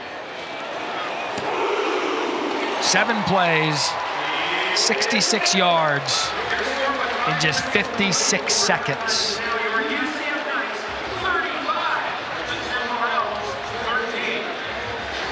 Now, Lewis, UCF starts the third quarter with the ball.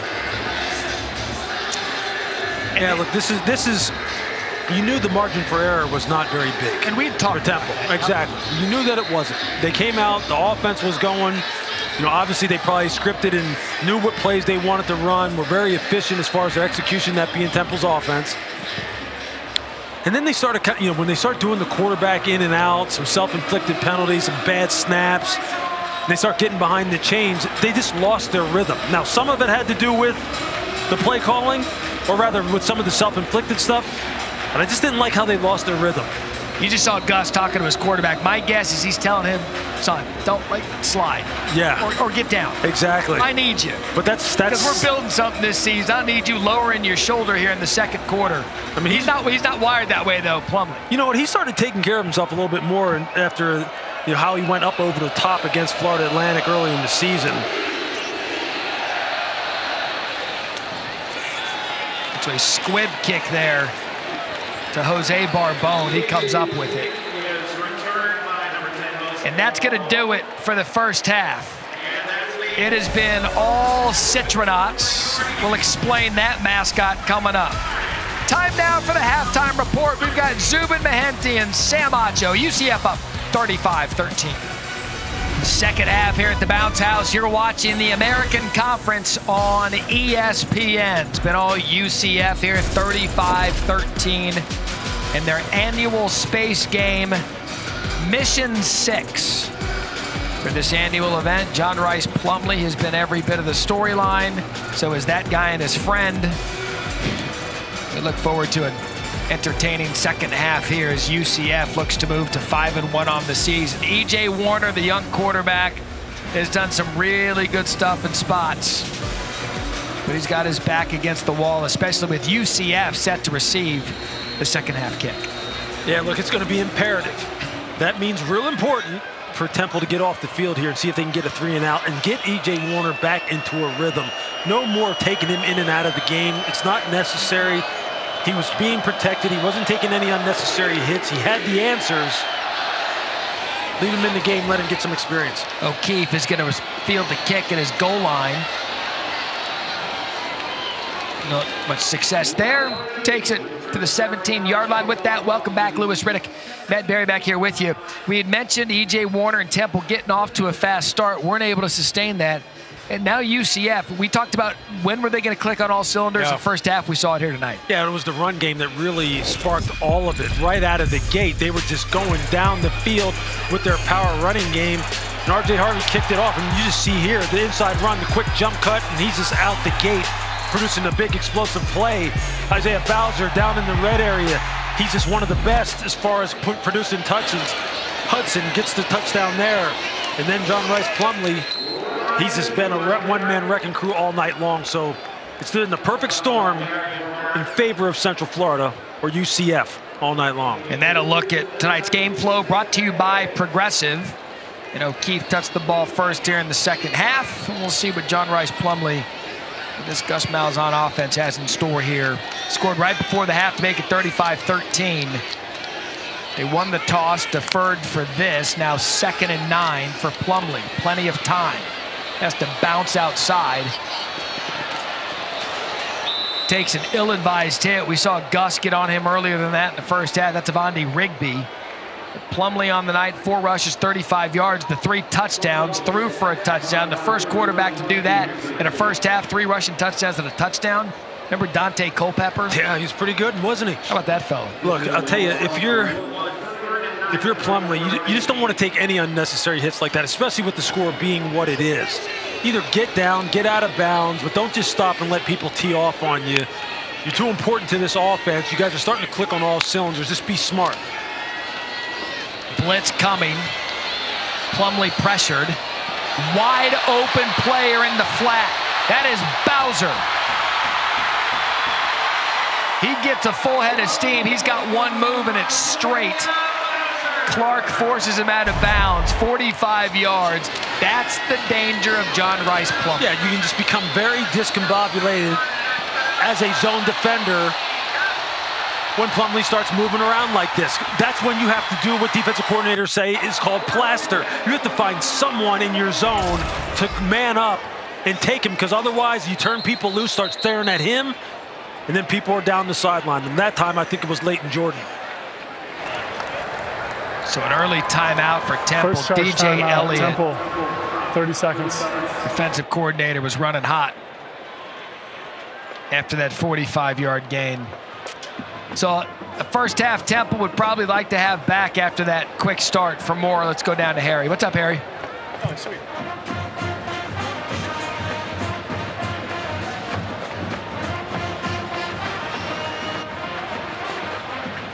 Yeah, guys, I spoke with Stan Drayton coming out of the locker room, and he said his team is making uncharacteristic mistakes. He wants to see them just settle in, play with fundamentals, and compete in the second half.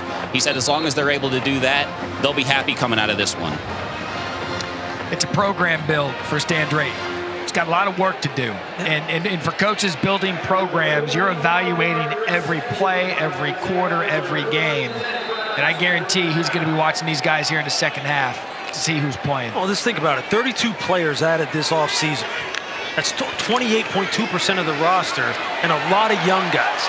A lot of freshmen and redshirt freshmen. So there's a lot of guys with not a lot of experience in this program and not a lot of experience playing college football overall.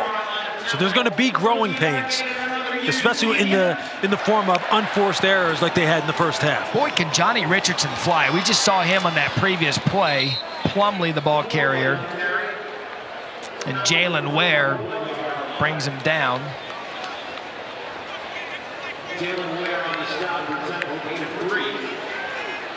First half. Talk about what the Knights were able to do. Total yards for them, 327. They ran 36 ball plays. Now, Temple ran 38 ball plays. They were up there, but the big play just wasn't there for the Owls, and that's the difference. Bowser in the backfield. O'Keefe's in motion, doubled up his motion, looking for a block on the outside. He's going to cut outside. He does. Takes it to the 11-yard line. O'Keefe, a nice carry, brought down by Ware. You see the different ways that this offense can hit you. If they want to test your perimeter run defense, then they'll get O'Keefe out there on the jet sweeps. They'll get Johnny Richardson outside with his speed. If they want to test you in the middle, full timeout, and test your ability on the power running game and the gap blocking schemes, then they'll hit you with Bowser and hit you with R.J. Harvey. They've got all of the weapons. They got all the different ways to hit you. The Jalen Ware, the Owls player. We're going to let the trainers take care of him. We'll step aside. We'll be back after this. Let's take a look at the Taco Bell Live Más student section. Student sections across the country are competing to be the Live Más student section of the year all season long. This is a fun place to play some college football, known as the Bounce House, 33-3 at home. They're all on a different planet tonight. You love it. You just love the youth. You love the excitement. They got a good football team to cheer for. I'd be happy too. Yes, they do. And that's going to be a touchdown, UCF. Ryan O'Keefe just trotted his way into the end zone. Look, that's just easy. You can tell you got one-on-one coverage on the outside. You know you're going to run the wide receiver screen, get the linemen out on the perimeter.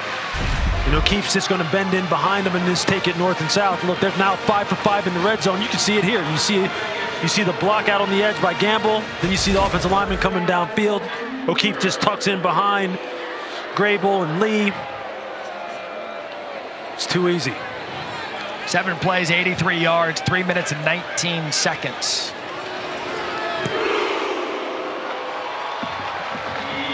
It is now 42-13. Now, I keep mentioning Citronauts. Now, I don't know if anyone on social media knows the story or why is this guy calling them something other than the Knights, but it was an original mascot back when the school was founded to pay homage to two things that this area of the country is indigenous for: citrus and astronauts. Combine the two, Lewis, guess what you get? Citronauts, Matt? There you go. Citronauts? There we go. By the way, there's some apparel going around with the original Citronaut. It's actually a pretty good mascot logo. Look, they have a lot of fun down here. These people, they kind of, they're aware of how good this football team can possibly be. They have high expectations now. Gus Malzahn has brought them here. Guys like John Rice Plumlee has brought them here. You can call them whatever you want. You can call them the Knights, the Citronauts, you can call them whatever you want. But the one thing you're going to have to call them is that they're pretty darn good. And when they join the Big 12, look out. They're going to get even more players here. They already get some high-quality people in the transfer portal. And Gus Malzahn already pointed out that once we join the Big 12, we're going to get even more. So look out for UCF. That's Quasket Palmer going to receive the kick. Takes it to the 20. We saw Ryan O'Keefe score that touchdown, and he's got an incredible story. Harry? Yeah, guys, at just 2 days old, Ryan O'Keefe was surrendered at Brackenridge Hospital in Austin, Texas. He was then adopted by Michael and Donna O'Keefe. They also adopted his biological younger brother, James. 20 months later, he told me he had a great upbringing, and he wants to be able to make it to the NFL so he can give back everything that they gave him and his brother growing up. I think he's doing a pretty good job so far, guys. What a story. Harry, thank you. He has 6 catches, 43 yards, and a touchdown. One of the big play makers for Gus Malzahn. So Warner's got his work cut out for him just to get back into rhythm. That intended for Sadie. Jean-Baptiste on the coverage knocked the pass down. And I think now, if you're defensive coordinator Travis Williams, I think you have a good idea of what you're dealing with here in E.J. Warner as he goes out of the game. And in comes Quincy Patterson. Look, I think personally that this is kind of what killed a little bit of the momentum for Temple early in the game. Is taking E.J. in and out. He wasn't getting hit. He wasn't like seeing things that were overwhelming him. I think this kind of killed their momentum a little bit. And you see Patterson here come into game, and again, nothing doing. And Lewis, to your point about bringing in Patterson, EJ was doing a great job reading the defense and making those quick throws. Yep. You know what Patterson's bringing when he comes in. He's going to take the snap. He's going to go. That's going to be it. Because they haven't shown the ability to really threaten them with the passing game when he comes in there. So really, it's just a wasted down to me. I mean, now you're sitting here at 3rd and 10, and you just kind of wasted it down because you haven't shown the ability to allow Quincy Patterson to threaten in the passing game. To that point, Patterson 5 rushes, no throws. Now you're putting E.J. Warner to 3rd and 10. UCF going to tee off at the pass rush. He does a nice job stepping up to make the throw. It's going to be incomplete, intended for Barbone. Devontae Brown on the coverage. Temple going to have to punt. Yeah, and you see now, if you're DC Travis Williams, you're going to say, hey, look, if it's 3rd and 5 plus, I'm sending 5 or more every time, every single time. And I'm saying, look, Devontae Brown, Corey Thornton, Devon Wilson, you guys, Justin Hodges, you got to man up. We are a top-flight secondary here that has tremendous athletic ability. We need to get after this young quarterback and not give him any reason to be confident. 28 unanswered points for UCF. Xavier Townsend going to field that punt. It was a good punt at that. Punt at 52. Devon Fox brings him down. John Rice Plumlee back on offense. All Central Florida UCF.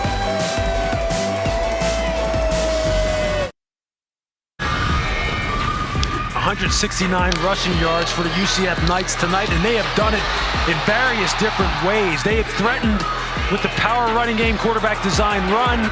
They've got the big man on the pullers running to the left side behind Grable. Here you see R.J. Harvey just taking it up the middle on a big run. If they want to get you on the outside, they can hit you with guys like Richardson and O'Keefe. They've done it just about every way possible that you can think of as far as attacking this Temple defense. Inside, outside, gap scheme, zone scheme, quarterback design run. They've got everything in their bag tonight, and that's exactly what you would expect out of a Gus Malzahn offense. Plumlee, a career record, 5 touchdowns accounted for, 3 on the ground, 2 through the air. Can he make it 6? To O'Keefe, 1 man to beat. How about Ryan O'Keefe? Liftoff.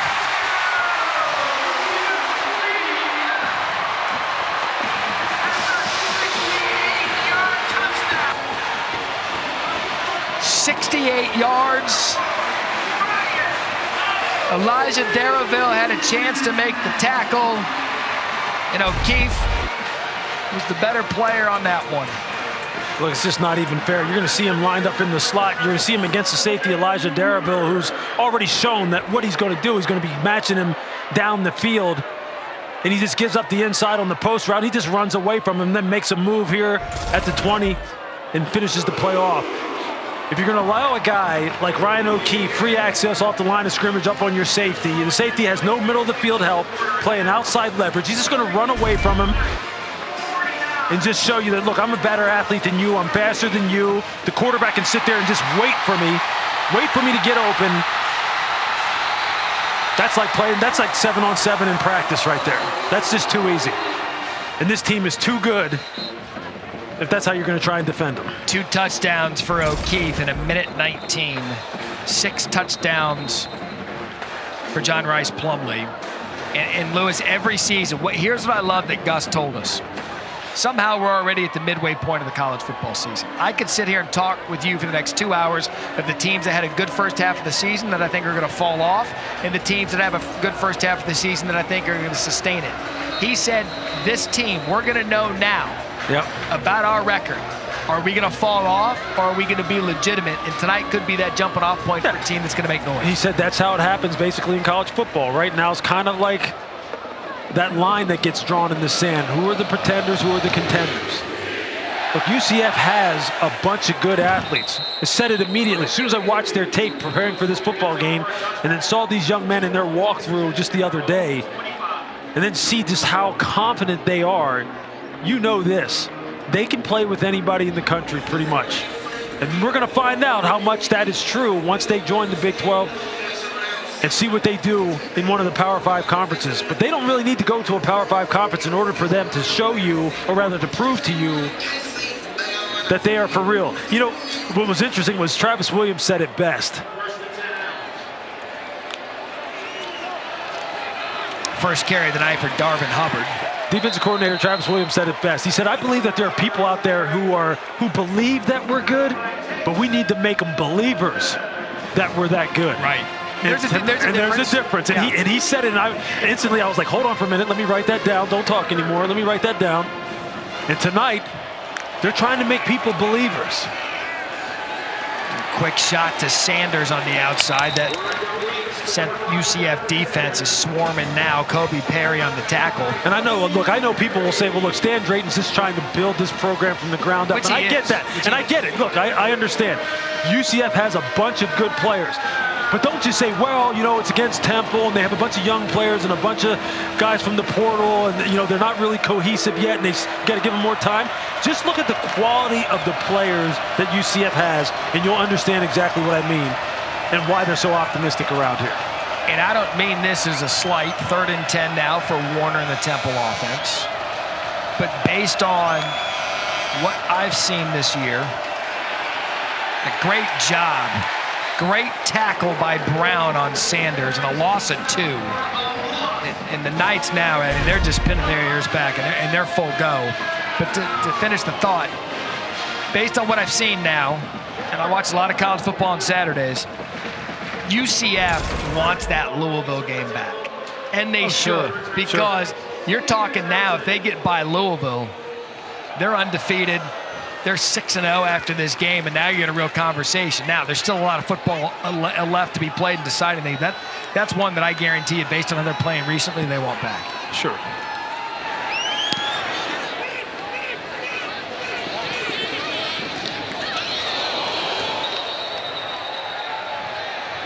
Some action there at the sideline. I wonder if we'll continue to see John Rice Plumlee and the UCF starters on offense. We'll find out on the other side. 49-13. And now let's take a look at this week's college football rankings brought to you by AT&T 5G. Georgia hops up on top of Alabama, who struggled to get by a dicey Texas A&M team. With the battle of the unbeaten this weekend, Penn State against Michigan. That's going to be a fun one at noon. Oklahoma State, TCU, that a 3:30 game along with Alabama and Tennessee. Week 7 is really when we're going to start getting an idea of who's who and what's what as Richardson takes the ball up the middle. And you know, for me, Lewis, the college football season kind of goes in a few phases. First phase, we've waited 9 months for college football. We're frothing at the mouth. We look at the matchups in the first week, and we call it the greatest week one in the history of sports. Then we get the few surprise teams, Appalachian State and Kansas. That's phase 2. We get the disappointing teams. Phase 3, you're now getting into conference play, and you're going to really be able to identify, okay, these are the best teams in the country, and 3 of those matchups are going ahead tonight. As we're going ahead to here, Kobe Hudson, he's a rocket man.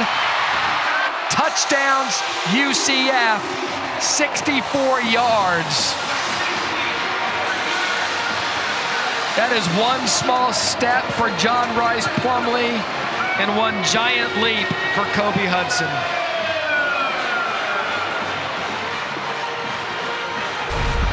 Look, this is just a simple post route where he just simply runs away from the corner. Just watch, inside release, safety vacates the middle of the field, and then he just runs away from him. Now remember, Kobe Hudson is a transfer from Auburn, where he was the leading receiver last year. And if you're not going to play with fundamental technique, he's a better athlete than you. This is a guy who came from a Power 5 school, who has all kinds of athletic ability. He's now starting to hit his stride. He was the guy he was really the last piece of their receiving corps. That's right. They were waiting for him to get going. What did they say? Look at my note, waiting to emerge. Yeah, I mean, that's it. He was the last one. Because we're going to hope that Baker is healthy. He's okay and not hurt in a major way. Kobe Hudson has a little bit more speed than Baker, not quite as big. And then O'Keefe is the do-it-all everything guy, the guy who has all the electric stop and start type of speed, jet sweep type of guy. They've got a perfect complement. We always say that building a wide receiver room is like building a basketball team. You want different guys who do different things. Guys who are 3-position players, guys who can play in the slot, guys who are ex-wide receivers, the big guys who can get off the line, guys who are catching. They've got them all here. They've got the kind that you want. They build it the right way. And that was on display right there. That right there is just saying, my guy is better than your guy. And if the safety's not going to help him out in the middle of the field, he's going to vacate the middle of the field on a post route like that, my guy's going to run away from yours. How's this for a third quarter? Football's not that hard. Plumlee in the third quarter, 5 of 5, 198 yards, 3 touchdowns on his last 3 throws. For more on Hudson, here's Harry. Yeah, guys, when I spoke with John Rice Plumlee earlier this week, I asked him, hey, how do we get more big second halves like the one you had at SMU out of you? He said, if we could get Kobe Hudson going, this offense is going to be unstoppable. He said, I got way too many weapons at my disposal, and opposing defenses can't guard them all. It's really that simple, Harry, isn't it? I'm telling you. It's that simple. Every team has that tipping point in a season where everything clicks. You talked about Temple, and this is UCF's national coming out party. I mean, 56 points, not even midway through the third quarter, as Jason Johnson applies the pressure on E.J. Warner. See, there's not going to be a whole lot more zone coverage against young E.J. Warner right now. You play zone coverage against quarterbacks that are dual threats, so you need to keep your eyes on them just in case they break the pocket, break contain, because they can run. EJ's not going to run. He's a pocket passer. He's a guy who wants to read the defense, get the ball to the right person's hand, and move the chains that way. Well, now they're saying, well, your guys can't beat our guys one-on-one, so we're just going to play you man-to-man. I'm going to start sending 5 or more after you over and over, and we're going to see what answers you got. See, those are the kind of answers he's had tonight. He's known where to go with the football. They just need to leave him in there for the rest of the game and let him continue to grow. You know what? Let's talk about that, Lewis. They're Ahmad Anderson getting the first down for Temple. Look, Temple's not going to win the game. They're not going to come back. But where can they grow? Where can E.J. Warner and this offense grow? Well, I think right now it's about reps. It's about seeing more defenses, seeing more looks. And look, Travis Williams, the defensive coordinator for Central Florida, he has a lot of different stuff he can go to, and he's got a lot of great athletes that can execute it. So it's great experience for EJ. You don't want him getting hit, you don't want him getting beat up, but he hasn't taken a lot of hits. That hasn't been the problem. So now it's just a matter of seeing the looks, continuing to develop mentally. It's been said that he wasn't really overwhelmed by the speed of college football. It's just, and they have to continue to get better people around him. Play fake here for Warner. Does a good job checking down to the back out of the backfield. That's Norwood. And Norwood's going to move the chains for Temple. Check that, Edward Sadie Going to move the chains for Temple and a gain of 9. Again, year 1 of a coach, and Stan Drayton's waited long enough to be a head coach. It's going to be constant evaluation. That's how you build a program. Look, Matt Rule had this thing in a place that it hadn't seen in a long time. And now Stan Drayton's job is to try to get it back to where Temple believes this program can be.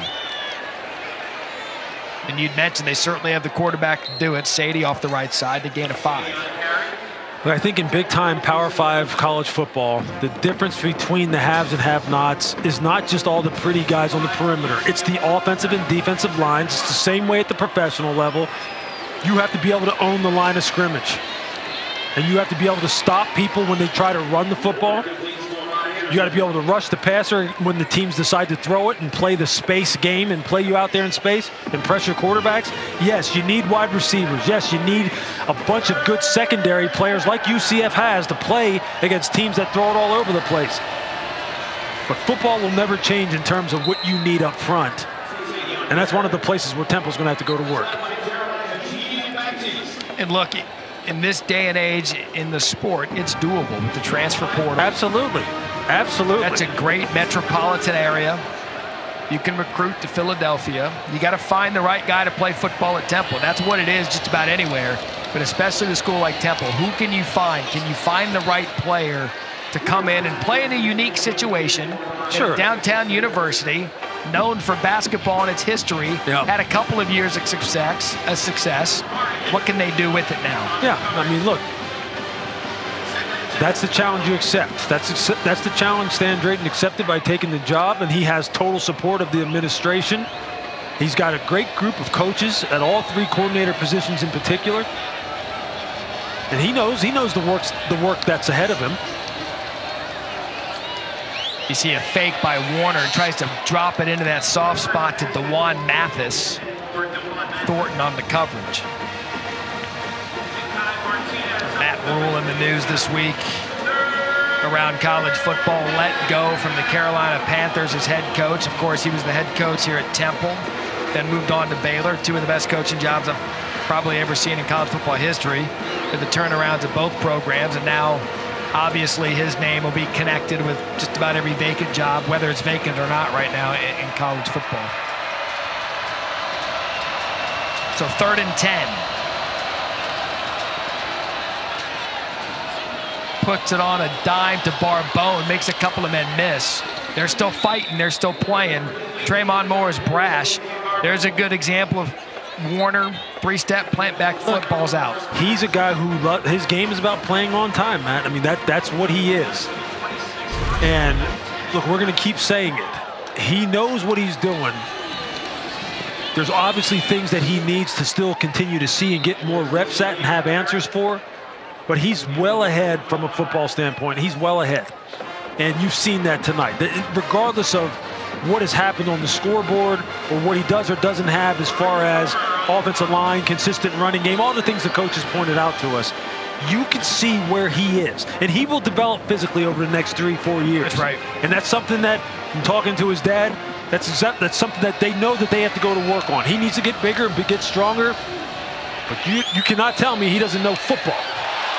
He knew that throw there intended for Adonicus Sanders, perhaps a little late on it, gave the safety the time to come over and react.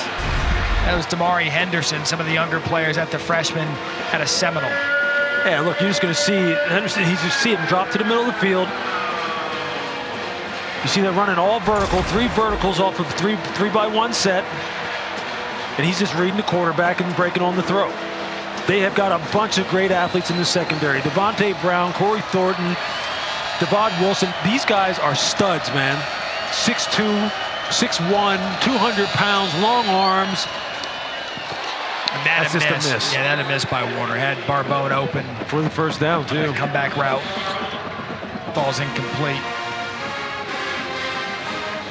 And then behind them, look, you see Brandon Adams right there on your screen. I mean, he's 6'3". He rotates in there with Corey Thornton. But Travis Williams has a bevy of riches as far as body types to work with and develop here. And he talked about the familial atmosphere here, about how all these guys love ball, love playing for one another. That's a great, great combination. Good block, blitz pickup by Hubbard, all for naught, 4th down incomplete, pass tips. Perhaps knocked it offline there. Damari Henderson on the coverage, intended for Adonicus Sanders. I would not be surprised if it was Mikey Keene time for UCF. 56-13 here. 3:46 left in the third quarter. Matt Berry, Lewis Riddick, Harry Lyles with you. You know, we missed you guys on Thursday nights. They were scheduling some other programs. We're back. And the most exciting part about this, Lewis, is we're not taking a break from here on out.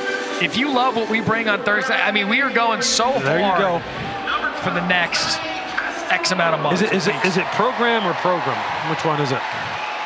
South of the Mason-Dixon line. I was like, is Nick Saban up here in the booth with us? All right. Thomas Castellanos is now. I love it. I can still hear Nick talking to me in 1994 Cleveland, Ohio. Really? How'd that go? Well, I didn't think he knew my name for at least the first 4 months because I got called other names, but that was all right, though. So what was the conversation? I want to hear it. Let me just tell you this. I mean, I'll put it this way.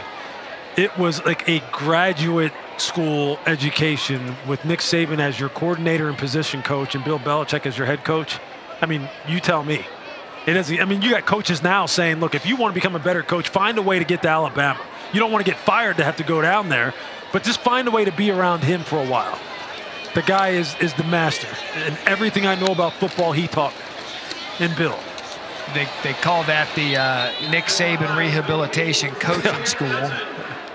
We've seen him do it. The night's over for John Rice Plumlee, UCF quarterback. The stats on him tonight. He gets a helmet sticker. You know what? There's a chance that I'm going to bring him a helmet sticker Saturday night on College Football Final with Matt, Jesse, and Joey. 7 touchdowns responsible for tying a record. And there's been some quarterbacks that have come out of here now. Dante Culpepper, one of them. Mackenzie Milton back in the day, one of them. They've had some nice throwers that play here at UCF. Castellanos across his body. How about that for a throw for the freshman out of Waycross, Georgia? Jalen Griffin for a gain of 19. You know, it was your first opportunity to talk with Gus Malzahn and kind of just get to know who he is as a football coach. And in college football, Lewis, there are jobs that are out there that the expectations are otherworldly. He met them at Auburn. Yet year in and year out, see the jet sweep here on the right side, year in and year out, it seemed as if Gus was coaching for his job, which to some seemed laughable, to some it seemed justified. In the 2 years that he's been here at UCF, I've now called 2 of his games, he smiles. He loves coaching again. He doesn't have that week in and week out Auburn pressure that we see Brian Harsin going through right now, by the way. Yeah. He's reinvigorated as a guy that he's going to take this program. He's donated his own money, going to the Big 12. You're sandwiched in the middle of Florida with big programs, Florida State, Miami, Florida around you. It's a great job for him. This job's a diamond in the rough. Okay, what did he call it? He called it a gold mine. He said they can do whatever they want to do here. And again, he feels like the best is on the horizon. It's still yet to come. With their inclusion into a Power 5 conference, the kind of players who are going to then want to come here even more so because of the fact they're affiliated with one of the big conferences. He says, look, the players come here for a number of different reasons. And it's not just because they were unhappy where they were. Players are coming here because they like the kind of ball that they're playing here and the kind of coaching that they're going to get here. And with, you know, having games on national TV and having the exposure and Gus showing them, hey, look, we play a fun brand of football. We play an NFL-style brand of defense. We got NFL bodies here. Scouts are going to be down here. It's just all good. It's all good. Speaking of all good, Castellanos has come in, hit a shot to Stephen Martin. Hey, look. I mean, we're sitting here talking, but he's dealing. And we're looking down here on the field. Freshman just getting his opportunity here late in the game. Look, it's so important now to continue to develop the depth of your football team because of the pace that you play at in college football. I mean, you see on each side of the ball, you'll play upwards of 20, 21, 22 guys in a given game because you're playing 70, 80 plays, 90 plays sometimes. These are valuable, valuable reps right here. That'll do it for the third quarter. 56-13. Coming up in the fourth quarter, we're going to open our phone lines, take some calls, talk some ball with you. Lewis Riddick, Matt Berry, college football, the discussion. This season, All-State will celebrate every field goal and extra point by participating universities by making a donation to the university's General Scholarship Fund. Thank you, All-State. Start of the fourth quarter, 56-13. UCF here at home in their annual space game, Mission 6 tonight. And it appears that they will remain undefeated in space games as Castellanos, this freshman, I mean, where did they find this astronaut? 37 yards. Well, go ahead then, young man. Castellanos. Go ahead. Permission to come aboard. It's like, I'm not running out no clock. I'm running to the end zone. I mean, just look at how he takes off here. They got the double pullers coming around, fake jet sweep. You got linebackers sitting there going, where's the ball? Where's the ball? Where's the ball? And he is out the gate. And then look at that finish. Yeah. See, this is how you build programs, because now everybody feels a part of it. Yeah, look at the sideline, yep. But they talked about the chemistry on this team. They talked about that it was special. And you could tell it wasn't lip service. The coaches talked about it. You can see how the player, yesterday they were doing in practice, like every team does the day before a game, they do substitution period for special teams. Yep. So they put that special teams, that phase out there, and then everybody lines up on the sideline and they just call out, you know, number 12, Wilson is down, and they expect his replacement to be paying attention and running there immediately. And every time a guy ran in, everybody cheered. And that guy would run out there and clap and jump around, and I'm going, that used to be something that just signified the end of the week and end of practice. Not something you're supposed to get excited about, but this team made it into something fun. And the people were on the sideline telling one another, Matt, they're sitting there telling them, hey, be quiet, man, I need to listen. Yeah. So I'm just like, yeah, they've got this team moving the right way. On walk through. You know what I mean? Yeah. It was really cool to watch. Really cool to watch. They've hung 60. There's a city in the desert that didn't think 60 was possible, period, much less by one team. I tell you what, every time I look at the crowd, I think about a Daft Punk concert. I want one of those helmets. Should we get one? You know what? I'll wear one in the booth next week. Oh, we wear one tonight. And there's that guy. Dollar. Coming as French fries to the space game. We're going to get Harry. If Harry can get us a couple helmets, we'll put them on. Week 6 Monday Night Football matchup. AFC West showdown. Broncos and Chargers, 8 Eastern, 5 Pacific. ESPN Deportes and the ESPN app. Coverage begins with Monday Night Countdown at 6 p.m. So, Lewis, we've got 63-13 here. Yeah, look at these names on the screen. Look at these players that have come through here, dude. Good lineage of NFL talent. Yeah. Thank the television gods that you're not on the NFL game tonight. Start of the third quarter, it's 3-0. Well, that's interesting. You want the complete opposite? Yeah. Of this? 3-0, huh? Yeah. Woo. Sounds fun. That's Quincy Patterson. Look, again, I think for all the people who are tuning in the southeastern part of the country, or rather in the northeastern part of the country, who are Temple fans, be patient, folks. Be patient. Stan Drayton's a good man, and he's a good coach that a lot of people vouch for. Again, he has a good staff. It's just going to take some time. It's going to take some time for him to get the players that he wants. Just remain patient. It's tough to watch, I know, when you see your team down 63-13. But they're running into a buzzsaw here tonight. A program that's at a totally different level as far as their build.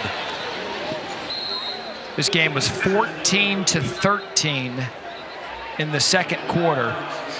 You just see, like, again, when you talk about athletes, you see how quickly Damari Henderson closed on that ball from the middle of the field, the safety. That is the kind of difference we're talking about in terms of athleticism and why this team feels as though it can compete for a national title at some point in time here in the very near future. And look, they believe.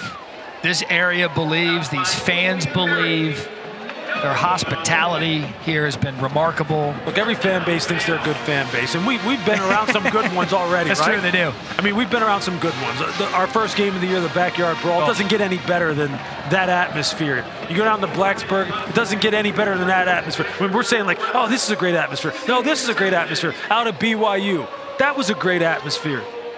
The fan base here really does embrace this football team. And look, as Travis Williams said, people believe that they're good. It's their job to make them true believers. 63 will do Here that. we go. And we still got a whole quarter Here we to go. play. 63-13. Under 13 to play. More football after this. Help people affected by Hurricane Ian. Donate at redcross.org/ESPN to help the Red Cross prepare for, respond to, and help people recover from this disaster that affected the state of Florida just a couple of weeks ago. Some of the players on this team obviously affected by it. West Coast in that area, Fort Myers, Naples. Got hit the worst of it, made its way up through the central part of Florida, went back out to the water, came back through the Carolinas. Wreaked havoc throughout the eastern seaboard. So if you can help, please do anything you can give. Under 13 minutes. So Castellanos getting some reps, had a nice touchdown run on the last possession.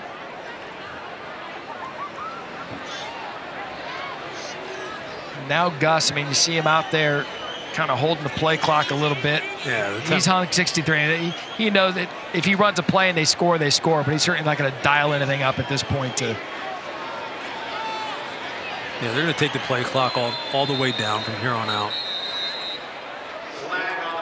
I mean, literally. Play of game. Offense number 12. 5-yard penalty.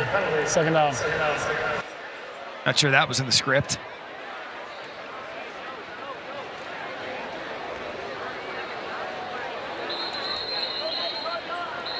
$625 yards. They've got 3 of those, 600 plus.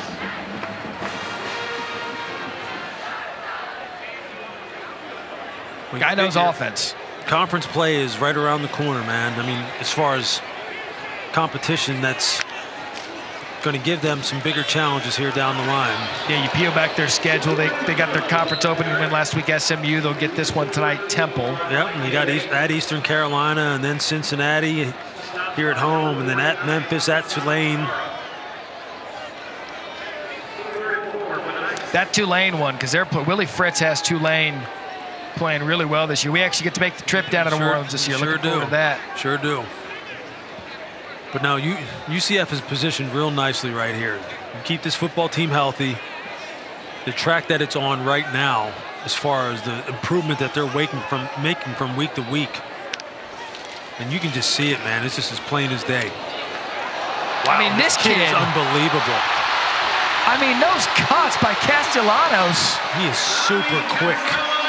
Those 2 cuts he made just beyond the line of scrimmage. Look, it's the body. You know, when people say, when you hear people talk about football players and you say they're sudden, that's what we're talking about. Like his acceleration, his body quickness. It's just so easy to see. You don't have to be some trained professional scout to notice like, oh, that guy moves a little bit different. 3 carries, 88 yards, averaging 29 a pop. That is, yeah.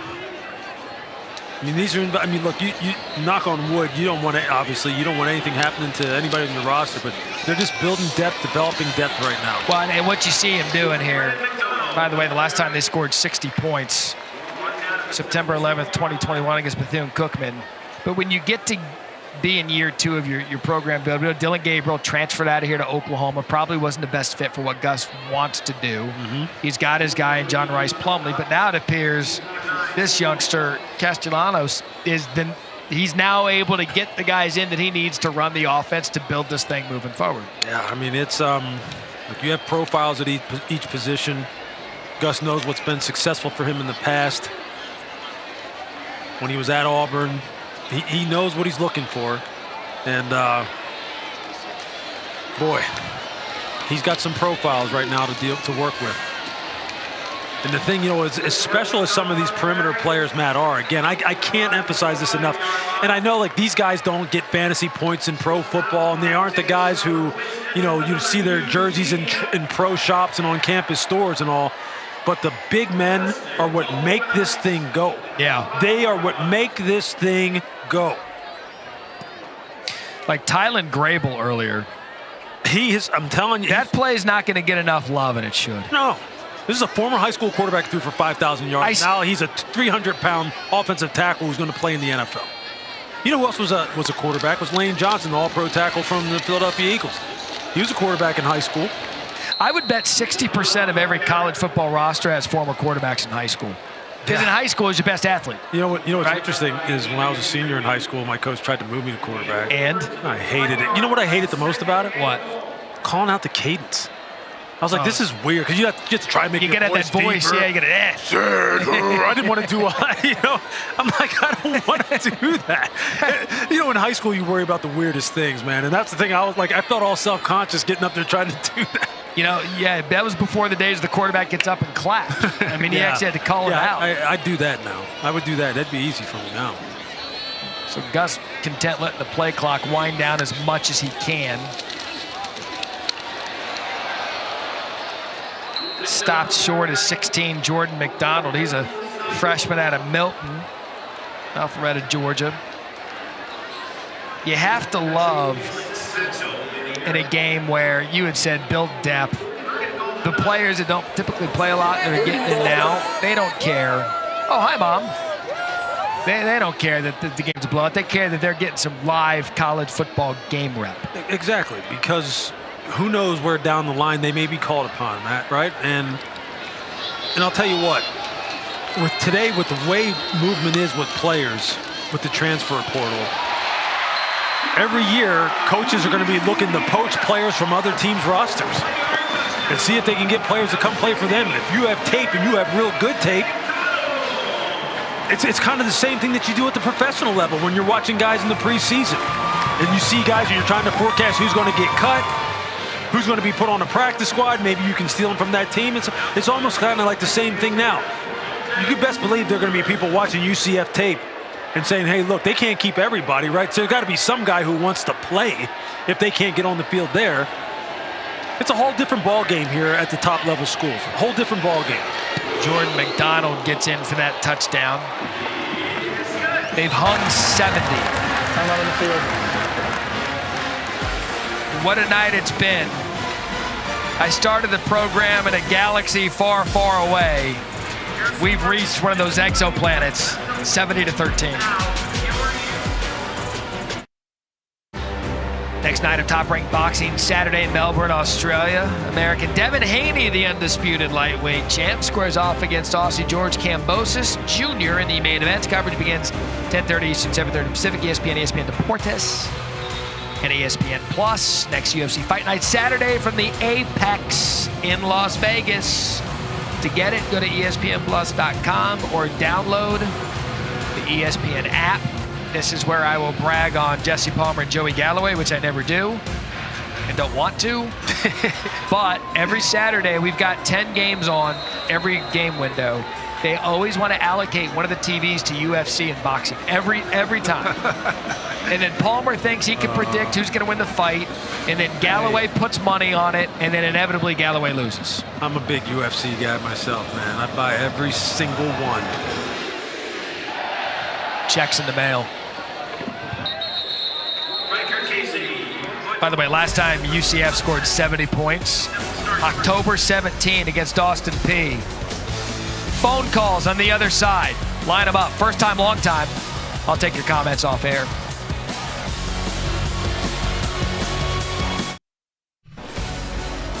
ESPN Thursday Night College Football is brought to you by Cheez-It. Cheesy, crunchy satisfaction.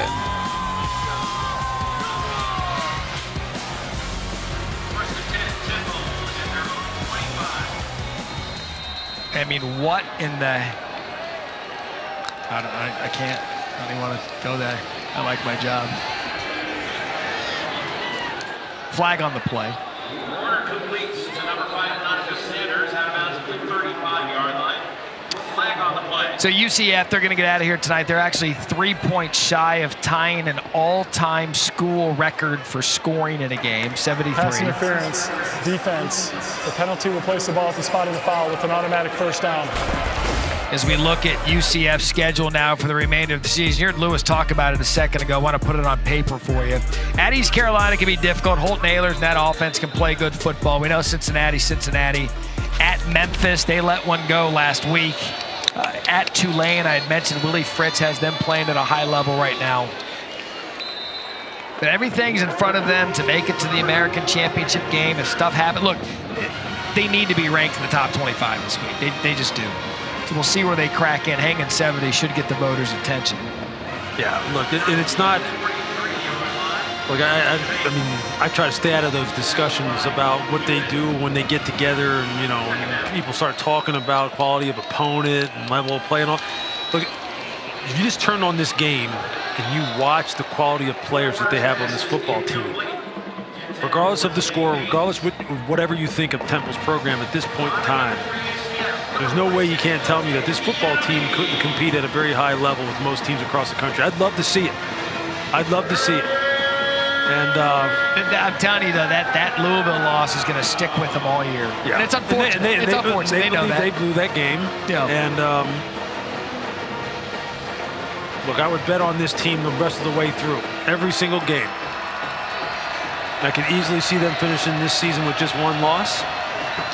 And it looks like they got some players behind the players that are already showing that they can play at a high level. And that's how you build. And Z.J. Warner finds Zach Baines. I like that they've kept Warner in for the duration of this game. Yeah, look, he's not taking big hits. He's not getting sacked. He's not, just getting beat around. But this is invaluable experience.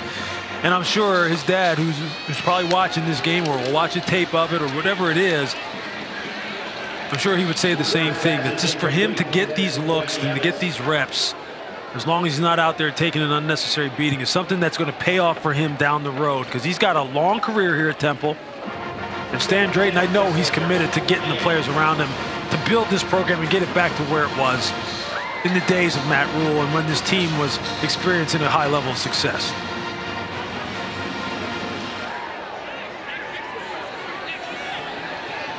Look, if you look at that stat line, you would think, you know what, it's not bad for a freshman. I mean, 21 of 38, 201 yards, a touchdown.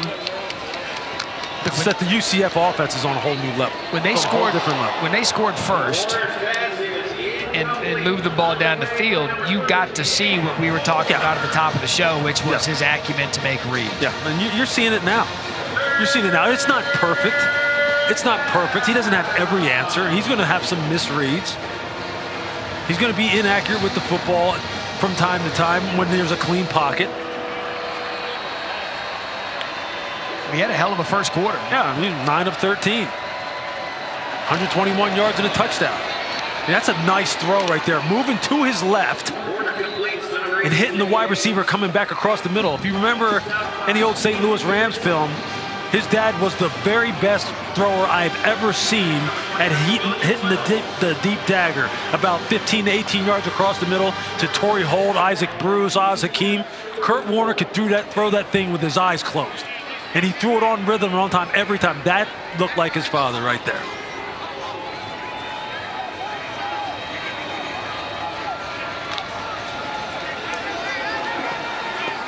Quick decision again. There's positives out of everything, and I know that the Temple fan base and fans and even some of the guys on that sideline are thinking, "What the heck are you talking about?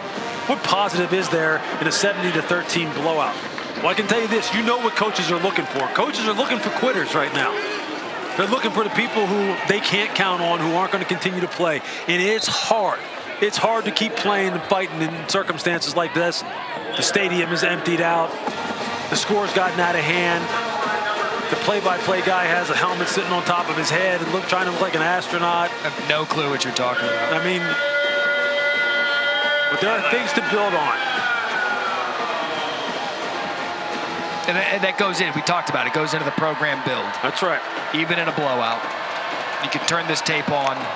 3rd and 1 here for Warner. Pressure right up the middle. Back picks it up. He lets it go Barbone's early. open.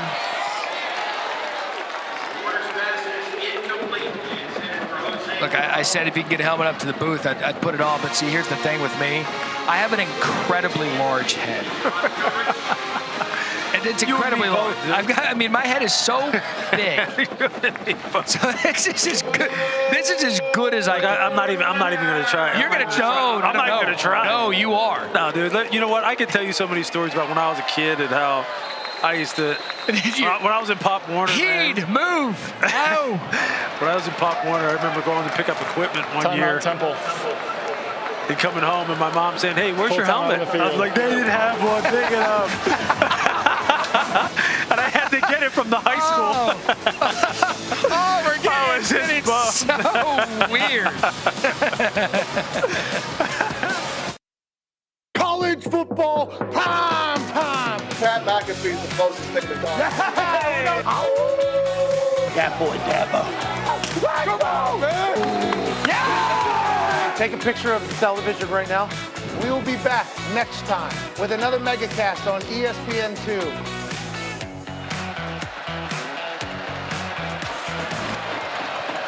Some things just go better together and probably always will, like Pat McAfee, college football, and a Red Solo Cup. They've got a mega cast. Saturday night, ESPN2 Clemson, Florida State, Quincy Patterson, and a quarterback. UCF's defense all over it. Some symmetry in tonight's game. This is the 100th game at FBC Stadium. Following us, we're giving him such a good lead-in. Scott Van Pelt, what do you have? Well, let me tell you, Matt. After the game, we're going to get you set for a huge weekend of college football, including a visit with David Pollack ahead of Tennessee, Alabama, trip to the Vault for a classic Michigan-Penn State showdown, and how about winner? 9 of them to fund those folks as they head to Church Street over the weekend. Matt, Lewis, back to you. Scott, thank you. I love the winner sheet. I really do. Again, so here's some I'm just give you some nuggets to chew on before you get to SVP. This is the 100th game at FBC Mortgage Stadium. If UCF scores 77 points, this would also mark a school record, but it would also be their 77th victory here at the Bounce House. Come on, be more interested in what I'm. No, I am. You weren't. You actually weren't. That was crazy. Actually, you were talking about some of the things that you like out of SVP. My favorite segment on that show is "Where's SVP?" though. How he makes fun of himself with all the guys who look like him. It's amazing, though, There's how so many people. There's how many tall, bald people with glasses are out there. It is pretty cool. My favorite one that I put into the show, that I texted the show, is, first-time caller, long-time listener, was a guy I was flying somewhere, parts unknown, and a guy that was about SVP's height, bald, glasses, stepped into the. See, there's one right there. That actually more stands for Steve. I was about to say, that's Stanford Steve. That's Coughlin. This guy goes into the airport lavatory. He was in there for about 20-something minutes. And when he came out, I took the picture, hidden, of course, texted it into the show, tweeted it into the show. And I'm like, this guy just made a 3-hour flight very, very long. Thank you, SVP. Oh, man. You can't unsee it. Once you see it. I know it. And Jordan McDonald comes up a little limpy. Scored the touchdown running the games. He's been doing this for a while now. He's kind of held his hand up to hold the play clock to get it down as quick as he can. 707 total yards. If this doesn't get people's attention, I don't know what will.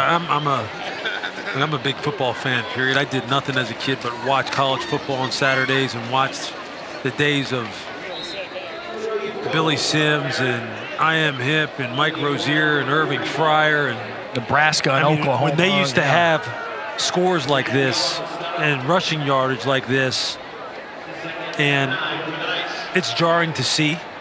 It really is. And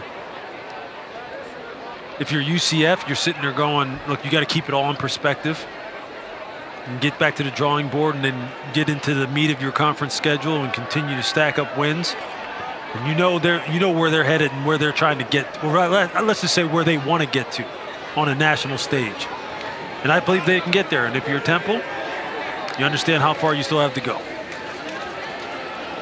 I mentioned earlier, they've played on Wednesday, Thursday, Friday, and Saturday. Gus told us, he's like, I'm looking forward to getting that Saturday football game. Yeah, this is it. He rolled his eyes about that one. Like I love Thursday nights. You guys are great for us, but we'll see on Saturday. Yeah, he said he had enough about that. They played.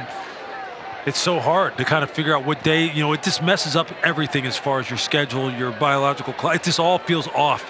You got to count backwards from the day that you play to kind of figure out what day of the week it would be in your preparation. So for them, just think about a Wednesday game. You know, that, how you have to figure that out. That you know, because of Hurricane Ian. Right. As we're down here to the final minute 15 in this game. Again, the school record for points, 73, UCF 70. We're at the minute portion of the game. Want to say thank you to our producer this season, Sean Jackson.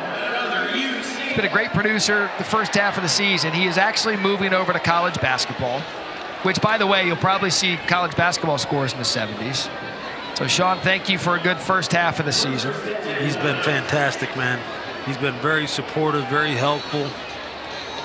Great schedules. Kept us on time. He's accommodated all of us as we're trying to juggle other TVs. I mean, he's been freaking awesome. Deals with studio and Mike Diesenhoff taking too much time at halftime. Absolutely awesome. Could not have asked for any better. Zubin, that crew. Sean Jackson deals with all of it. He's dealt with us tonight. Off to hoops. By the way, how about NBA starts next week, October 18th? Look, we've had a blast so far. We have. This is great. It's going to only get better. This is a great crew. We have a lot of fun here. Where are we next week? Georgia Tech. We're in Atlanta. Georgia Tech, Virginia. We're going to take this game back to the ACC.